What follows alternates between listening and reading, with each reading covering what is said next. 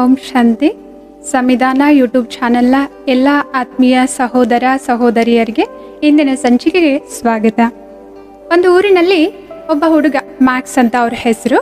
So ಅವರು ವಿದ್ಯಾರ್ಥಿಯಾಗಿದ್ರು, 13 ವರ್ಷದ ಹುಡುಗ. ಅವರ ಪರಿವಾರ ಮಧ್ಯಮ ವರ್ಗದ ಪರಿವಾರ ಆಗಿತ್ತು. ಸೊ ಅಷ್ಟೊಂದೇನು ಮನೆಯಲ್ಲಿ ಸೌಕರ್ಯಗಳೆಲ್ಲ ಇರಲಿಲ್ಲ. ಆದರೆ ಮ್ಯಾಕ್ಸ್ ತುಂಬ ಸಂತೋಷವಾಗಿದ್ರು. ಯಾವುದೇ ಥರದ ಕಂಪ್ಲೇಂಟ್ಸ್ ಆಗಲಿ ದೂರುಗಳಾಗಲಿ ಇರಲಿಲ್ಲ ಯಾವುದೇ ವಿಷಯದ ಬಗ್ಗೆ. ತಮ್ಮ ಸ್ನೇಹಿತರ ಜೊತೆ ಸ್ಕೂಲ್ಗೆ ಹೋಗ್ತಾ ಇದ್ರು, ಬರ್ತಾ ಇದ್ರು, ಖುಷಿಯಾಗಿ ಇದ್ರು. ಒಂದ್ಸಲ ಸ್ಕೂಲಿಂದ ಬರಬೇಕಾದ್ರೆ ಅವ್ರ ಜೊತೆ ಬರುವಂಥ ಅವರ ಇಬ್ಬರ ಸ್ನೇಹಿತರು ಯಾವುದೋ ಸ್ಪೋರ್ಟ್ಸಲ್ಲಿ ಭಾಗವಹಿಸಿದ್ರು ಅಂತ ಹೇಳ್ಬಿಟ್ಟು ಅದರ ಅಭ್ಯಾಸಕ್ಕಾಗಿ ಸ್ಕೂಲಲ್ಲಿನೇ ಉಳಿದುಕೊಳ್ತಾರೆ. ಸೊ ಆದರೆ ಮ್ಯಾಕ್ಸ್ ಒಬ್ಬರೇ ಮನೆಗೆ ಹಿಂದಿರುಗ್ತಾ ಇದ್ರು ಸ್ಕೂಲ್ನಿಂದ. ಸೊ ಹಾದಿಯಲ್ಲಿ ಏನಾಗುತ್ತೆ, ಯಾವುದೋ ಒಂದು ಹೊಳಿತಾ ಇರುವಂತಹ ವಸ್ತು ಕಾಣಿಸುತ್ತೆ. ಏನದು ಅದು ಅಂತ ಹೇಳ್ಬಿಟ್ಟು ಕುತೂಹಲದಿಂದ ಮುಂದೆ ಹೋಗಿ ನೋಡ್ತಾರೆ. ಸೊ ಅದು ಏನಾಗಿತ್ತು ಅಂತಂದ್ರೆ, ಒಂದು ಬೆಳ್ಳಿಯ ಲಾಕೆಟ್ ಇದೆ, ಸ್ವಲ್ಪ ಅಗಲವಾಗಿರುವ ಗಾತ್ರದಲ್ಲಿ ಬೆಳ್ಳಿಯ ಲಾಕೆಟ್ ಇದೆ. ಅದನ್ನ ಕೈಯಲ್ಲಿ ಎತ್ಕೊಳ್ತಾರೆ. ಅದು ಲಾಕೆಟ್ ಇದೆ ಅಲ್ವಾ, ಅದನ್ನ ಓಪನ್ ಮಾಡಿ ನೋಡ್ತಾರೆ ಏನಿದೆ ಅಂತ ಹೇಳ್ಬಿಟ್ಟು ಇದರಲ್ಲಿ. ಸೊ ಆ ಲಾಕೆಟ್ ಅನ್ನ ಓಪನ್ ಮಾಡಿದಾಗ ಅದರಲ್ಲಿ ಒಂದು ಪತ್ರ ಇತ್ತು, ಮತ್ತೆ ಅದು ಗಡಿಯಾರ ಆಗಿತ್ತು. ಆಕ್ಚುಲಿ ಆ ಲಾಕೆಟ್ ರೂಪದಲ್ಲಿರುವಂತಹ ಬೆಳ್ಳಿಯ ಗಡಿಯಾರ ಆಗಿತ್ತು. ಸೊ ಪತ್ರದಲ್ಲಿ ಏನಿದೆ ಅಂತ ಹೇಳ್ಬಿಟ್ಟು ಕುತೂಹಲದಿಂದ ಆ ಪತ್ರವನ್ನ ಮ್ಯಾಕ್ಸ್ ಓದ್ತಾರೆ. ಆ ಪತ್ರದಲ್ಲಿ ಏನ್ ಬರ್ದಿತ್ತು ಅಂತಂದ್ರೆ, ಪ್ರೀತಿಯ ಮ್ಯಾಕ್ಸ್, ನಿನಗೆ ಗಡಿಯಾರದ ಅವಶ್ಯಕತೆ ಇದೆ ಅಂತ ಹೇಳ್ಬಿಟ್ಟು ನಿಮ್ಮ ಶಿಕ್ಷಕರಿಂದ ನನಗೆ ವಿಷಯ ಗೊತ್ತಾಯಿತು. ಈ ಗಡಿಯಾರ ಈ ಸಮಯದಲ್ಲಿ ನನಗೆ ಯಾವುದೇ ಪ್ರಯೋಜನಕ್ಕೆ ಇಲ್ಲ. ಅದಕ್ಕಾಗಿ ಉದಾರತೆಯ ಗುಣದ ಕಾರಣದಿಂದ ನಾನು ನಿನಗೆ ಇದನ್ನ ಕೊಡುಗೆಯಾಗಿ ಕೊಡ್ತಾ ಇದ್ದೇನೆ. ಇದರ ಲಾಭವನ್ನ, ಇದರ ಪ್ರಯೋಜನವನ್ನ ನೀನು ಪಡೆದುಕೋ ಅಂತ ಹೇಳ್ಬಿಟ್ಟು ಅದರಲ್ಲಿ ಬರೆಯಲಾಗಿತ್ತು. ಸೊ ಅದು ಯಾರು ಕೊಟ್ಟಿದ್ದಾರೆ ಅಂತ ಹೇಳ್ಬಿಟ್ಟು ಗೊತ್ತಾಗ್ಲಿಲ್ಲ. ಆಕ್ಚುಲಿ ಆ ಸ್ಥಳದಲ್ಲಿ ಯಾವ ರೀತಿ ಇಟ್ಟಿತ್ತು ಅಂತಂದ್ರೆ, ಹಾದಿಯಲ್ಲಿ ಹೋಗುವಂತವ್ರು ಅದರ ಗಮನ ಸೆಳೀಲಿ ಅಂತ ಹೇಳ್ಬಿಟ್ಟು ಆ ರೀತಿನೇ ಅದನ್ನ ಇಟ್ಬಿಟ್ಟು ಹೋಗಿದ್ರು. ಸರಿ ಅಂತ ಹೇಳ್ಬಿಟ್ಟು ಆ ಲಾಕೆಟ್ ಅನ್ನ ಬ್ಯಾಗ್ ನಲ್ಲಿ ಇಟ್ಕೊಂಡ್ಬಿಟ್ಟು ಮ್ಯಾಕ್ಸ್ ಮನೆಗೆ ಹೋಗ್ತಾರೆ. ಮತ್ತೆ ಅಮ್ಮನಿಗೆ ಆ ಲಾಕೆಟ್ ಅನ್ನ ತೋರಿಸ್ತಾರೆ. ಸೊ ಅಮ್ಮನೂ ಕೂಡ ಕೇಳ್ತಾರೆ, ಇಷ್ಟೊಂದು ಬೆಲೆ ಬಾಳುವಂತಹ ಬೆಳ್ಳಿಯ ಲಾಕೆಟ್ ಎಲ್ಲಿ ಸಿಕ್ತು ನಿನ್ಗೆ ಅಂತ ಹೇಳ್ಬಿಟ್ಟು. ಅದಕ್ಕೆ ಮ್ಯಾಕ್ಸ್ ನಡೆದಿರುವಂತಹ ಎಲ್ಲ ವೃತ್ತಾಂತವನ್ನ ತಾಯಿಗೆ ತಿಳಿಸ್ತಾರೆ. ಆಮೇಲೆ ಆ ಪತ್ರವನ್ನು ಕೂಡ ತಾಯಿಗೆ ಕೊಡ್ತಾರೆ. ಅವ್ರ ತಾಯಿನೂ ಕೂಡ ಆ ಪತ್ರವನ್ನ ಓದಿದ ನಂತರ ಅವರು ಕೂಡ ಭಾವುಕರಾಗ್ತಾರೆ. ಯಾಕೆ ಅಂತಂದ್ರೆ ಅದೊಂದು ಪ್ರಾಚೀನ ನಿಧಿಯಂತೆ ಕಾಣಿಸ್ತಾ ಇತ್ತು ಆ ಲಾಕೆಟ್, ಬೆಳ್ಳಿಯ ಲಾಕೆಟ್.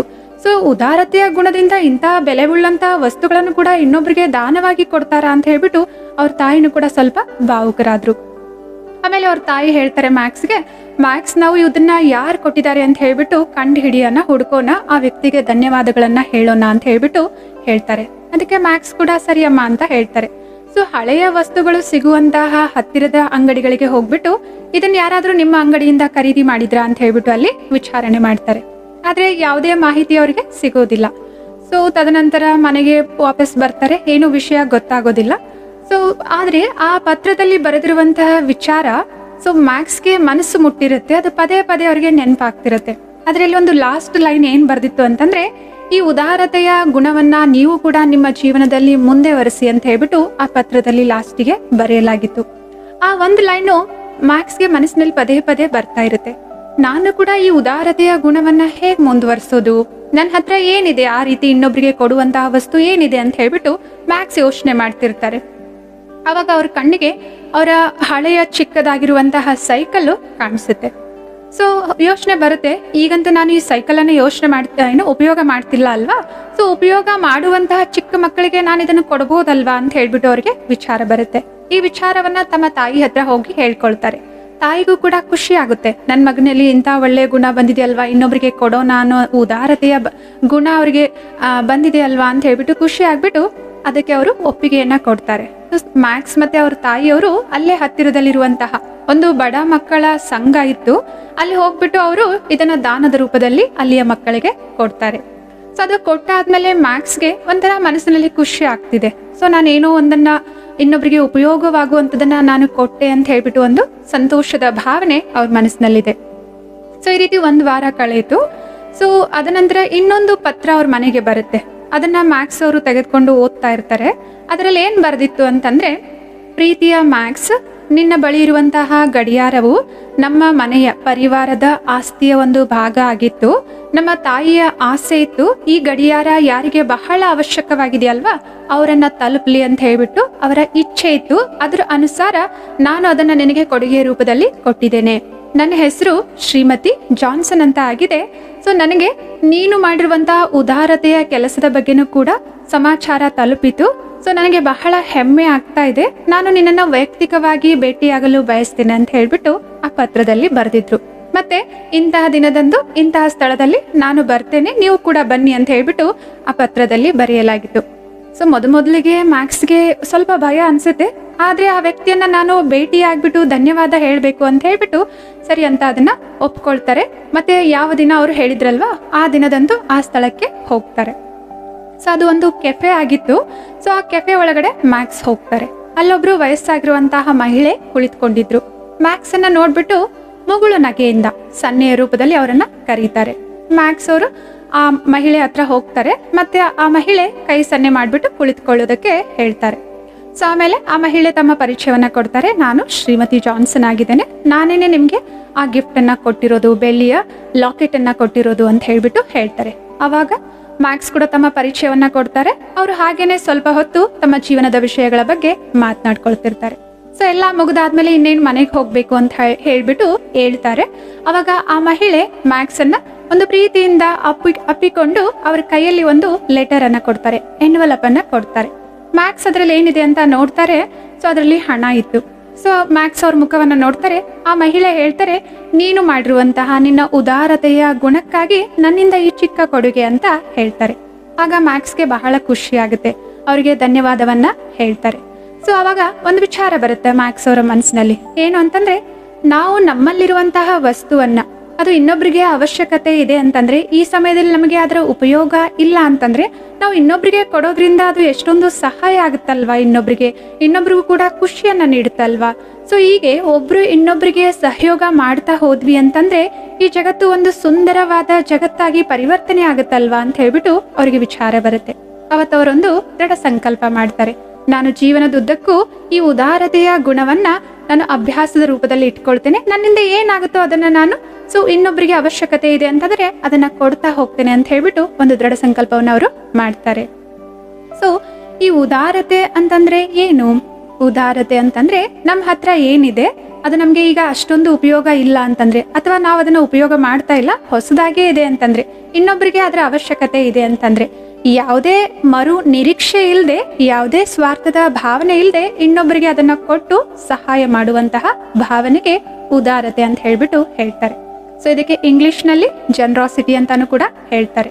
ಅಂತಂದ್ರೆ ಕೊಡುವಂತಹ ಭಾವನೆ ಅಥವಾ ಗುಣ. ಈ ಕೊಡುವಂತಹ ಗುಣ ಇದು ಆತ್ಮನ ಮೂಲ ಗುಣ ಆಗಿದೆ. ಸೊ ನಾವು ಎಷ್ಟು ಇನ್ನೊಬ್ಬರಿಗೆ ಕೊಡ್ತೇವೆ ಅಷ್ಟು ನಮ್ಮ ಒಳಗಡೆ ನಾವು ಭರಪೂರತೆಯ ಅನುಭವವನ್ನ ಮಾಡ್ತೇವೆ. ಮತ್ತು ಕೊಡುವಂತವರ ಕೈ ಯಾವಾಗ್ಲೂ ಕೂಡ ಈ ರೀತಿ ಮೇಲ್ಗಡೆ ಇರುತ್ತೆ. ಸೊ ನಾವು ಎಷ್ಟು ಕೊಡ್ತಾ ಹೋಗ್ತೀವಲ್ಲ ಅಷ್ಟು ನಮ್ಮ ಮನಸ್ಸಿನಲ್ಲಿ ಒಂದು ಖುಷಿಯ ಅನುಭವವನ್ನ, ಆನಂದದ ಅನುಭವವನ್ನ ನಾವು ಮಾಡ್ತೇವೆ. ಸೊ ಕೊಡೋದು ಅಂತಂದ್ರೆ ಕೇವಲ ಹಣ, ವಸ್ತು, ಪದಾರ್ಥ, ಸ್ಥೂಲವಾದ ರೀತಿ ಅಷ್ಟೇ ಅಲ್ಲ, ಕೊಡ್ಲಿಕ್ಕೆ ನಮ್ಮಲ್ಲಿ ಅನಂತವಾದ ಅಪರಿಮಿತವಾದ ಖಜಾನೆಗಳು ಕೂಡ ಇದಾವೆ. ನಮ್ಮ ಆಂತರ್ಯದಲ್ಲಿರುವಂತಹ ಆಂತರಿಕ ಶಕ್ತಿಗಳು ಅಥವಾ ದಿವ್ಯ ಗುಣಗಳು ಸೊ ಇವತ್ತು ಈ ಜಗತ್ತು ಎದುರು ನೋಡ್ತಾ ಇದೆ. ಗೌರವಕ್ಕಾಗಿ, ಪ್ರೀತಿಗಾಗಿ, ಕ್ಷಮೆಗಾಗಿ, ಶಾಂತಿಗಾಗಿ ಈ ಜಗತ್ತು ಇವತ್ತು ಅಂತಹ ವ್ಯಕ್ತಿಗಳನ್ನ ಎದುರು ನೋಡ್ತಾ ಇದೆ. ನಾವು ಕೂಡ ಈ ಗುಣಗಳಿಂದ ಎಲ್ರಿಗೂ ಕೂಡ ಸ್ಥೂಲವಾಗಿ ಹಣ ಕೊಡೋದು, ವಸ್ತುಗಳನ್ನು ಕೊಡೋದು, ದಾನ ಮಾಡುವಂತಹ ಶಕ್ತಿ ಎಲ್ಲರಲ್ಲಿ ಇರ್ಲಿಕ್ಕಿಲ್ಲ. ಆದ್ರೆ ನಮ್ಮ ಒಳಗಡೆ ಇರುವಂತಹ ಈ ದಿವ್ಯ ಗುಣಗಳು, ಶಕ್ತಿಗಳನ್ನ ಎಷ್ಟು ಬೇಕೋ ಅಷ್ಟು, ಯಾವಾಗ ಬೇಕೋ ಆವಾಗ, ಯಾರಿಗ್ ಬೇಕೋ ಅವರಿಗೆ ಕೊಡುವಂತಹ ಸಾಮರ್ಥ್ಯ ನಮ್ಮೆಲ್ಲರಲ್ಲಿ ಕೂಡ ಇದೆ. ಸೊ ಅದರಿಂದ ಈ ಉದಾರತೆಯ ಗುಣವನ್ನ ನಾವೆಲ್ಲರೂ ಕೂಡ ದಿನನಿತ್ಯದಲ್ಲಿ ಉಪಯೋಗ ಮಾಡಿದ್ವಿ ಅಂತಂದ್ರೆ, ಕೊಡೋದು ಅಂತಂದ್ರೆ ಇದೇನು ದೊಡ್ಡ ವಸ್ತು ಅಂತಲ್ಲ. ಒಂದು ಇನ್ನೊಬ್ಬರಿಗೆ ಭೇಟಿಯಾದಾಗ ಮುಗುಳ್ ನಗೆ ಕೊಡೋದು ಕೂಡ ಇದೇನಾಗಿದೆ, ನಮ್ಮ ಉದಾರತೆಯ ಪ್ರತೀಕನೇ ಆಗಿದೆ. ಮತ್ತೆ ಇನ್ನೊಬ್ಬರಿಗೆ ಕಷ್ಟದಲ್ಲಿದ್ದಾಗ ನಾವು ಸಹಾಯ ಮಾಡ್ತಾ ಇದೀವಿ ಅಂತಂದ್ರೆ ಇದು ಕೂಡ ನಮ್ಮ ಉದಾರತೆಯ ಗುಣನೇ ಆಗಿದೆ. ಸೊ ಬಸ್ಸಲ್ಲಿ ಟ್ರಾವೆಲ್ ಮಾಡ್ತಾ ಇದ್ದೇವೆ, ಅಪರಿಚಿತರು, ನಮ್ಗೇನವ್ರ ಪರಿಚಯ ಇಲ್ಲ, ನಾನು ಕುಳಿತುಕೊಂಡಿದ್ದೆ, ಸೀಟ್ ಸಿಕ್ಕಿದೆ ನನಗೆ. ಆದ್ರೆ ಅವರು ಈಗ ತಾನೇ ಬಸ್ಸಲ್ಲಿ ಬಂದ್ರು, ತುಂಬಾ ಸುಸ್ತಾಗಿದ್ದಾರೆ ಅಥವಾ ಅವ್ರಿಗೆ ಹುಷಾರಿಲ್ಲ ಅಂತ ಅನಿಸ್ತಾ ಇದೆ ಅಂತಂದ್ರೆ ನಾವು ನಮ್ಮ ಉದಾರತೆಯ ಗುಣದಿಂದ ಅವ್ರಿಗೆ ಕುಳಿತುಕೊಳ್ಳಿ ಅಂತ ಹೇಳ್ಬಿಟ್ಟು ನಾವು ಸ್ವಲ್ಪ ಹೊತ್ತು ನಿಂತ್ಕೊಂಡು ಪ್ರಯಾಣ ಮಾಡಬಹುದು. ಈ ರೀತಿ ನಾವು ನಮ್ಮ ಜೀವನದಲ್ಲಿ ಪರಿಚಯ ಇದ್ದಾರೋ ಅಥವಾ ಇಲ್ವೋ ಇನ್ನೊಬ್ಬರಿಗೆ ನ್ಯಾಚುರಲ್ ಆಗಿ, ಸ್ವಾಭಾವಿಕವಾಗಿ ನಾವು ಸಹಾಯವನ್ನ ಮಾಡ್ತೇವೆ, ಸೇವೆಯನ್ನ ಮಾಡ್ತೇವೆ. ಯಾಕೆ ಅಂತಂದ್ರೆ ಈ ಸೇವೆ ಮಾಡೋದು, ಸಹಾಯ ಮಾಡೋದು ನಮ್ಮ ಒಂದು ಮೂಲ ಗುಣ ಆಗಿದೆ. ಸೊ ಆದ್ರಿಂದ ಈ ಉದಾರತೆಯ ಗುಣವನ್ನ ನಾವು ಸ್ವಾಭಾವಿಕವಾಗಿ ಜೀವನದಲ್ಲಿ ಪ್ರತಿನಿತ್ಯ ಅಭ್ಯಾಸ ಮಾಡೋದ್ರಿಂದ ಏನಾಗುತ್ತೆ, ಇನ್ನೊಬ್ಬರಲ್ಲಿರುವಂತಹ ದೌರ್ಬಲ್ಯ ಆಗಿರ್ಬೋದು, ತಪ್ಪುಗಳಾಗಿರ್ಬೋದು, ಅದೆಲ್ಲವನ್ನ ಮೀರಿ ನಾವು ಅವ್ರ ಜೊತೆ ವ್ಯವಹಾರ ಮಾಡಲಿಕ್ಕೆ ಇದು ಸಹಾಯ ಮಾಡುತ್ತೆ ನಮಗೆ. ಮತ್ತೆ ಇನ್ನೊಬ್ಬರಲ್ಲಿರುವಂತಹ ವಿಶೇಷತೆಗಳು ಎಷ್ಟೋ ಸಲ ಅವ್ರಿಗೆ ಗೊತ್ತಿರೋದಿಲ್ಲ ಅವರಲ್ಲಿ ಇಂತಹ ವಿಶೇಷತೆಗಳಿದಾವೆ ಅಂತ ಹೇಳ್ಬಿಟ್ಟು. ನಾವದನ್ನ ಗುರುತಿಸ್ತಾ ಇದೀವಿ ಅಂತಂದ್ರೆ ಒಂದು ಹೆಜ್ಜೆ ಮುಂದೆ ಹೋಗ್ಬಿಟ್ಟು ಅವರಲ್ಲಿರುವಂತಹ ವಿಶೇಷತೆಗಳನ್ನ ಹೇಗೆ ಅವರ ಜೀವನದಲ್ಲಿ ಉಪಯೋಗಿಸ್ಕೊಳ್ಬಹುದು, ಅವುಗಳನ್ನ ಹೇಗೆ ಮುಂದೆ ವರಿಸ್ಬೋದು, ಅವುಗಳನ್ನ ಹೇಗೆ ಬೆಳೆಸ್ಬೋದು ಅಂತ ಹೇಳ್ಬಿಟ್ಟು ನಾವು ಅವ್ರಿಗೆ ಮಾರ್ಗದರ್ಶನ ಕೊಟ್ವಿ, ಸಹಾಯ ಮಾಡಿದ್ವಿ ಅಂತಂದ್ರೆ ಅದು ಕೂಡ ನಮ್ಮ ಹೃದಯದ ಉದಾರತೆಯಾಗಿದೆ ಅವ್ರಿಗೋಸ್ಕರ. ಸೊ ಈ ಉದಾರತೆ ಅಂತಂದ್ರೆ ಕೇವಲ ಆಗ್ಲೇ ಹೇಳ್ದಂಗೆ ಸ್ಥೂಲ ಅಂತಲ್ಲ, ನಮ್ಮ ಒಳಗಡೆ ಇರುವಂತಹ ಆಂತರಿಕ ಗುಣಗಳನ್ನ ನಾವು ಇನ್ನೊಬ್ಬರಿಗೆ ನಮ್ಮ ವಿಚಾರದ ಮೂಲಕ, ನಮ್ಮ ಮಾತುಗಳ ಮೂಲಕ, ನಮ್ಮ ವ್ಯವಹಾರದ ಮೂಲಕ ಕೊಡ್ತಾ ಇದ್ವಿ ಅಂತಂದ್ರೆ ಅವರಿಗೆ ಭಾವನಾತ್ಮಕವಾಗಿರುವಂತಹ ಆರಾಮ ಮತ್ತು ಶಕ್ತಿಗಳ ಅನುಭವ ಆಗುತ್ತೆ ಇನ್ನೊಬ್ರಿಗೆ. ಸೊ ನೋಡಿ, ಕೆಲವೊಂದ್ಸಲ ಏನಾಗುತ್ತೆ ಅಂತಂದ್ರೆ ಎಷ್ಟೋ ಜನರಿಗೆ ಬಲೆ ಅವ್ರು ನಮ್ಮ ಪರಿವಾರದಲ್ಲಿರುವಂಥವ್ರಾದ್ರೂ ಆಗಿರ್ಬೋದು, ಅಥವಾ ಕೆಲಸದ ಸ್ಥಳಗಳಲ್ಲಿ ನಾವು ಭೇಟಿಯಾಗುವಂತಹ ಜನರಾಗಿರ್ಬೋದು, ಅಥವಾ ನೆರೆ ಹೊರೆಯವರಾಗಿರ್ಬೋದು, ಅಥವಾ ಸ್ನೇಹಿತರಾಗಿರ್ಬೋದು, ಅವರೆಲ್ಲರಲ್ಲಿ ಕೆಲವೊಬ್ರು ಇರ್ತಾರೆ ಅವ್ರಿಗೆ ಕೊಡೋ ಅಭ್ಯಾಸ ಕಡಿಮೆ ಇರುತ್ತೆ, ಆದ್ರೆ ಯಾವಾಗ್ಲೂ ಕೂಡ ಇನ್ನೊಬ್ಬರಿಂದ ಪಡೆದುಕೊಳ್ಳುವಂತಹ ನಿರೀಕ್ಷೆಗಳು ಜಾಸ್ತಿ ಇರುತ್ತೆ. ಸೊ ಯಾವಾಗ್ಲೂ ಕೂಡ ಏನಾದ್ರೂ ಒಂದನ್ನ ನಮ್ಮಿಂದ ಬಯಸ್ತಾ ಇರ್ತಾರೆ. ಅವ್ರದ್ದು ನಮ್ಮ ಸಂಬಂಧ ಸೊ ಹೇಗಿರುತ್ತೆ ಅಂತಂದ್ರೆ ನಾವು ಎಷ್ಟು ಅವ್ರಿಗೆ ಕೊಡ್ತೀವಲ್ಲ, ನಮ್ಮ ಕೊಡೋ ಸಾಮರ್ಥ್ಯದ ಮೇಲೆ ಅವ್ರ ಸಂಬಂಧ ಏನಾಗಿರುತ್ತೆ, ಆಧಾರಿತ ಆಗಿರುತ್ತೆ. ಸೊ ಅಂತ ವ್ಯಕ್ತಿಗಳ ಜೊತೆಗೆ ಕೆಲವೊಂದ್ಸಲ ನಾವು ಅಡ್ಜಸ್ಟ್ ಆಗ್ಬೇಕಾಗತ್ತೆ, ಅವ್ರ ಜೊತೆ ಹೊಂದಾಣಿಕೆಯಾಗಿ ನಡಿಬೇಕಾಗತ್ತೆ. ಕೆಲವೊಂದ್ಸಲ ಕೆಲವೊಬ್ರು ಇರ್ತಾರೆ ಅವರಿಗೆ ಅಹಂಕಾರ ಜಾಸ್ತಿ ಇರುತ್ತೆ. ಸೊ ಅವ್ರ ಜೊತೆ ಅವ್ರಿಗೆ ಯಾವಾಗ್ಲೂ ಕೂಡ ನಾವು ಗೌರವ ಕೊಡ್ಬೇಕು, ಪ್ರೀತಿಯನ್ನ ನೀಡಬೇಕು, ಅವ್ರು ಏನ್ ಹೇಳ್ತಾರೆ ಅದನ್ನು ಒಪ್ಪಿಕೊಳ್ಬೇಕು. ಇದೆಲ್ಲ ಮಾಡಿದ್ಮೇಲೆ ಕೂಡ ಅವರಿಂದ ಪ್ರೀತಿ ಆಗ್ಲಿ ಗೌರವವಾಗ್ಲಿ ನಮ್ಗೆ ಸಿಗೋದಿಲ್ಲ. ಸೊ ಆ ಸಮಯದಲ್ಲಿ ಕೂಡ ನಾವೇನ್ ಮಾಡ್ಬೇಕಾಗಿದೆ, ತಿಳುವಳಿಕೆಯಿಂದ, ಸೊ ಇವ್ರ ವ್ಯಕ್ತಿತ್ವ, ಇವ್ರ ಸಂಸ್ಕಾರ ಈ ರೀತಿ ಇದೆ ಅಲ್ವಾ ಅಂತ ಹೇಳ್ಬಿಟ್ಟು ತಿಳುವಳಿಕೆಯಿಂದ ಅವ್ರ ಪ್ರತಿ ಒಂದು ಸದ್ಭಾವನೆ ಇಡ್ತೀವಲ್ವಾ, ಅದು ಕೂಡ ನಮ್ಮ ಉದಾರತೆಯ ಗುಣನೇ ಆಗಿದೆ. ಕೆಲವೊಂದ್ಸಲ ಕೆಲವರಿಗೆ ಮುಂಗೋಪ ಇರುತ್ತೆ, ಚಿಕ್ಕ ಪುಟ್ಟ ವಿಷಯಗಳಲ್ಲಿ ಏನ್ ಮಾಡ್ತಿರ್ತಾರೆ, ಕೋಪ ಮಾಡ್ಕೊಳ್ತಿರ್ತಾರೆ. ಅಂತ ಸಮಯದಲ್ಲಿ ನಮ್ಮಲ್ಲಿ ಇರುವಂತಹ ಆ ಶಾಂತಿ ಪ್ರೀತಿಯ ಗುಣಗಳನ್ನ ನಾವು ಉಪಯೋಗ ಮಾಡ್ತಾ ಇದ್ದೇವೆ. ಆ ಸಮಯದಲ್ಲಿ ನಾವು ಮೌನವಾಗಿರ್ತಾ ಇದ್ದೇವೆ. ಮೌನವಾಗಿರೋದು ಅಂತಂದ್ರೆ ಕೇವಲ ಮಾತನಾಡದೆ ಇರೋದು ಅಂತಲ್ಲ, ನಮ್ಮ ವಿಚಾರಗಳಲ್ಲಿ ಕೂಡ, ಆಲೋಚನೆಗಳಲ್ಲಿ ಕೂಡ ಅವ್ರ ಬಗ್ಗೆ ನಾವು ಯಾವುದೇ ರೀತಿಯ ಗೊಂದಲಕ್ಕೀಡಾಗಬಾರ್ದು ಅಥವಾ ತಪ್ಪಾಗಿ ಯೋಚನೆ ಮಾಡಬಾರ್ದು. ಅವ್ರ ಸಂಸ್ಕಾರವನ್ನ ಅರ್ಥ ಮಾಡ್ಕೊಂಡು ಆ ಸಮಯದಲ್ಲಿ ನಾನು ಶಾಂತವಾಗಿದ್ದು ಶಾಂತ ರೀತಿಯಲ್ಲಿ ಮಾತನಾಡಿ ವ್ಯವಹಾರ ಮಾಡಿದ್ವಿ ಅಂತಂದ್ರೆ ಅವರಲ್ಲಿ ಏನಿಲ್ಲ ಅಲ್ವಾ, ಶಾಂತಿ ಪ್ರೀತಿ ಅವರಲ್ಲಿ ಇಲ್ಲ, ಅದಕ್ಕೋಸ್ಕರ ಆ ರೀತಿ ವ್ಯವಹಾರ ಮಾಡ್ತಾ ಇದ್ದಾರೆ. ಸೊ ಅವರಲ್ಲಿ ಏನಿಲ್ಲ ಅಲ್ವಾ, ಅದನ್ನ ನಾನು ಅವ್ರಿಗೆ ಕೊಡ್ತಾ ಇದ್ದೇನೆ ನನ್ನ ವ್ಯವಹಾರ, ನನ್ನ ಮಾತುಗಳ ಮೂಲಕ. ಸೊ ಇನ್ನೊಬ್ಬರಿಗೆ ನಾವು ಭಾವನಾತ್ಮಕವಾದ ಆರಾಮವನ್ನ ಅಥವಾ ಭಾವನಾತ್ಮಕವಾದ ಶಕ್ತಿಗಳನ್ನ ನಮ್ಮ ಆಲೋಚನೆ, ನಮ್ಮ ಮಾತುಗಳು, ನಮ್ಮ ವ್ಯವಹಾರದ ಮೂಲಕ, ನಮ್ಮ ಉದಾರ ಗುಣದಿಂದ ನಾವು ಅವರಿಗೆ ಕೊಡಬಹುದಾಗಿದೆ. ಮತ್ತೆ ಎರಡನೇದಾಗಿ, ನಾವು ನಿರಂತರವಾಗಿ ಈ ಗುಣಗಳನ್ನ, ಶಕ್ತಿಗಳನ್ನ ನಮ್ಮಲ್ಲಿ ತುಂಬಿಸ್ಕೊಳ್ತಾ ಇರ್ಬೇಕು. ಇಲ್ಲ ಅಂತಂದ್ರೆ ಈ ಗುಣಗಳು, ಶಕ್ತಿಗಳು ಕೆಲವೊಂದ್ಸಲ ನಮ್ಗೆ ಅನ್ಸುತ್ತೆ ನಮ್ಮ ಹತ್ರ ಖಾಲಿ ಆಗ್ಬಿಟ್ಟಿದಾವೆ ಅಂತ ಹೇಳ್ಬಿಟ್ಟು. ಮಾತನಾಡ್ಬೇಕಾದ್ರೆ ಹೇಳ್ತೀವಲ್ವಾ, ಎಷ್ಟು ಅಂತ ಸಹನೆ ಮಾಡೋದು, ಸಾಕಾಗೋಯ್ತು ನನಗೆ, ಈಗ ಪೇಷನ್ಸ್ ಇಲ್ಲ ಅಂತ ಹೇಳ್ಬಿಟ್ಟು. ಅಂತಂದ್ರೆ ನಾವು ಇನ್ನೊಬ್ಬರನ್ನ ಸಹನೆ ಮಾಡ್ತಾ ಇದ್ದೇವೆ, ಇನ್ನೊಬ್ಬರ ಜೊತೆ ಅಡ್ಜಸ್ಟ್ ಮಾಡ್ಕೊಂಡು ಹೋಗ್ತಾ ಇದ್ದೇವೆ, ಇನ್ನೊಬ್ಬರ ತಪ್ಪುಗಳನ್ನ ಸಮಾವೇಶ ಮಾಡ್ಕೊಳ್ತಾ ಇದ್ದೇವೆ. ಆದ್ರೆ ಸ್ವಯಂನಲ್ಲಿ ಆ ಗುಣ ಶಕ್ತಿಗಳನ್ನ ನಿರಂತರವಾಗಿ ತುಂಬಿಸ್ಕೊಳ್ಳುವಂತಹ ಪ್ರಯತ್ನವನ್ನ ನಾವು ಮಾಡ್ತಾ ಇಲ್ಲ. ಸೊ ಈ ರೀತಿ ಇದೆ ಅಂತಂದ್ರೆ ಏನಾಗುತ್ತೆ, ನಮ್ಗೆ ಒಂದು ಸಮಯ ಬರುತ್ತೆ ನನ್ನಲ್ಲಿ ಈ ಗುಣಗಳು ಶಕ್ತಿಗಳು ಖಾಲಿ ಆಗಿದಾವೆ ಅಂತ ಅನ್ಸುತ್ತೆ. ಆದ್ರಿಂದ ಈ ಸಕಾರಾತ್ಮಕವಾದ ಗುಣ ಶಕ್ತಿಗಳನ್ನ ಎಂದೂ ಕೂಡ ನಮ್ಮಲ್ಲಿ ನಾವು ಖಾಲಿ ಆಗೋದಕ್ಕೆ ಬಿಡಬಾರ್ದಾಗಿದೆ. ಸೊ ಏನಾಗುತ್ತೆ ಅಂತಂದ್ರೆ, ಈಗ ತುಂಬಿಸ್ಕೊಳ್ಬೇಕು ಅಂತಂದ್ರೆ ಏನ್ ಮಾಡ್ಬೇಕಾಗುತ್ತೆ, ಧ್ಯಾನದಂತ ಆಧ್ಯಾತ್ಮಿಕ ಅಭ್ಯಾಸಗಳನ್ನ ಮಾಡ್ಬೇಕಾಗುತ್ತೆ. ಇದರಿಂದ ಏನ್ ಪ್ರಯೋಜನ ಆಗುತ್ತೆ, ಇದರಿಂದ ನಮ್ಗೆ ಏನೆಲ್ಲ ಬೇಕಾಗಿದೆ ಅಲ್ವಾ, ಆಂತರಿಕವಾಗಿ ನಮ್ಮ ಮನಸ್ಸನ್ನ ನಾವು ಸಶಕ್ತರನ್ನಾಗಿ ಮಾಡ್ಬೇಕಾಗಿದೆ, ಶಕ್ತಿಶಾಲಿಯಾಗಿ ಮಾಡ್ಬೇಕಾಗಿದೆ, ಅದೆಲ್ಲ ಲಾಭಗಳನ್ನ ನಾವು ಪಡೆದುಕೊಳ್ಬಹುದಾಗಿದೆ. ಸೊ ಕೆಲವೊಂದ್ಸಲ ಏನಾಗುತ್ತೆ, ಯಾವುದೋ ಒಂದು ಸಮಸ್ಯೆ ಬಂತು ಅಂತ ಹೇಳ್ಬಿಟ್ಟು ಮನಸ್ಸಿನ ಮೇಲೆ ಒತ್ತಡ ಉಂಟಾಗ್ತಿರತ್ತೆ, ಚಿಂತೆ ಉಂಟಾಗ್ತಿರತ್ತೆ. ಸೊ ಇದೆಲ್ಲವನ್ನ ನಾವು ನಿಭಾಯಿಸ್ಬೇಕು ಅಂತಂದ್ರೆ ನಮ್ಮ ಒಳಗಡೆ ಯಾವ ಶಕ್ತಿ ಗುಣದ ಕೊರತೆ ಇದೆ ಅದನ್ನ ಕಂಡ್ಕೊಂಡು ಅದನ್ನ ನಮ್ಮಲ್ಲಿ ತುಂಬಿಸ್ಕೊಳ್ಬೇಕು. ಹಾಗಿದ್ರೆ ತುಂಬಿಸ್ಕೊಳ್ಬೇಕು ಅಂತಂದ್ರೆ ಎಲ್ಲಿಂದ ತುಂಬಿಸ್ಕೊಳ್ಬೇಕು ನಾನು? ಸೊ ಆಧ್ಯಾತ್ಮಿಕ ದೃಷ್ಟಿಕೋನದಿಂದ ನಿರಂತರವಾಗಿ ಶಕ್ತಿಯನ್ನ ನೀಡುವಂತಹ ಒಂದು ಮೂಲ ಶಕ್ತಿ ಅಂತಂದ್ರೆ ಆ ಪರಂಪಿತ ಪರಮಾತ್ಮ ಆಗಿದ್ದಾರೆ.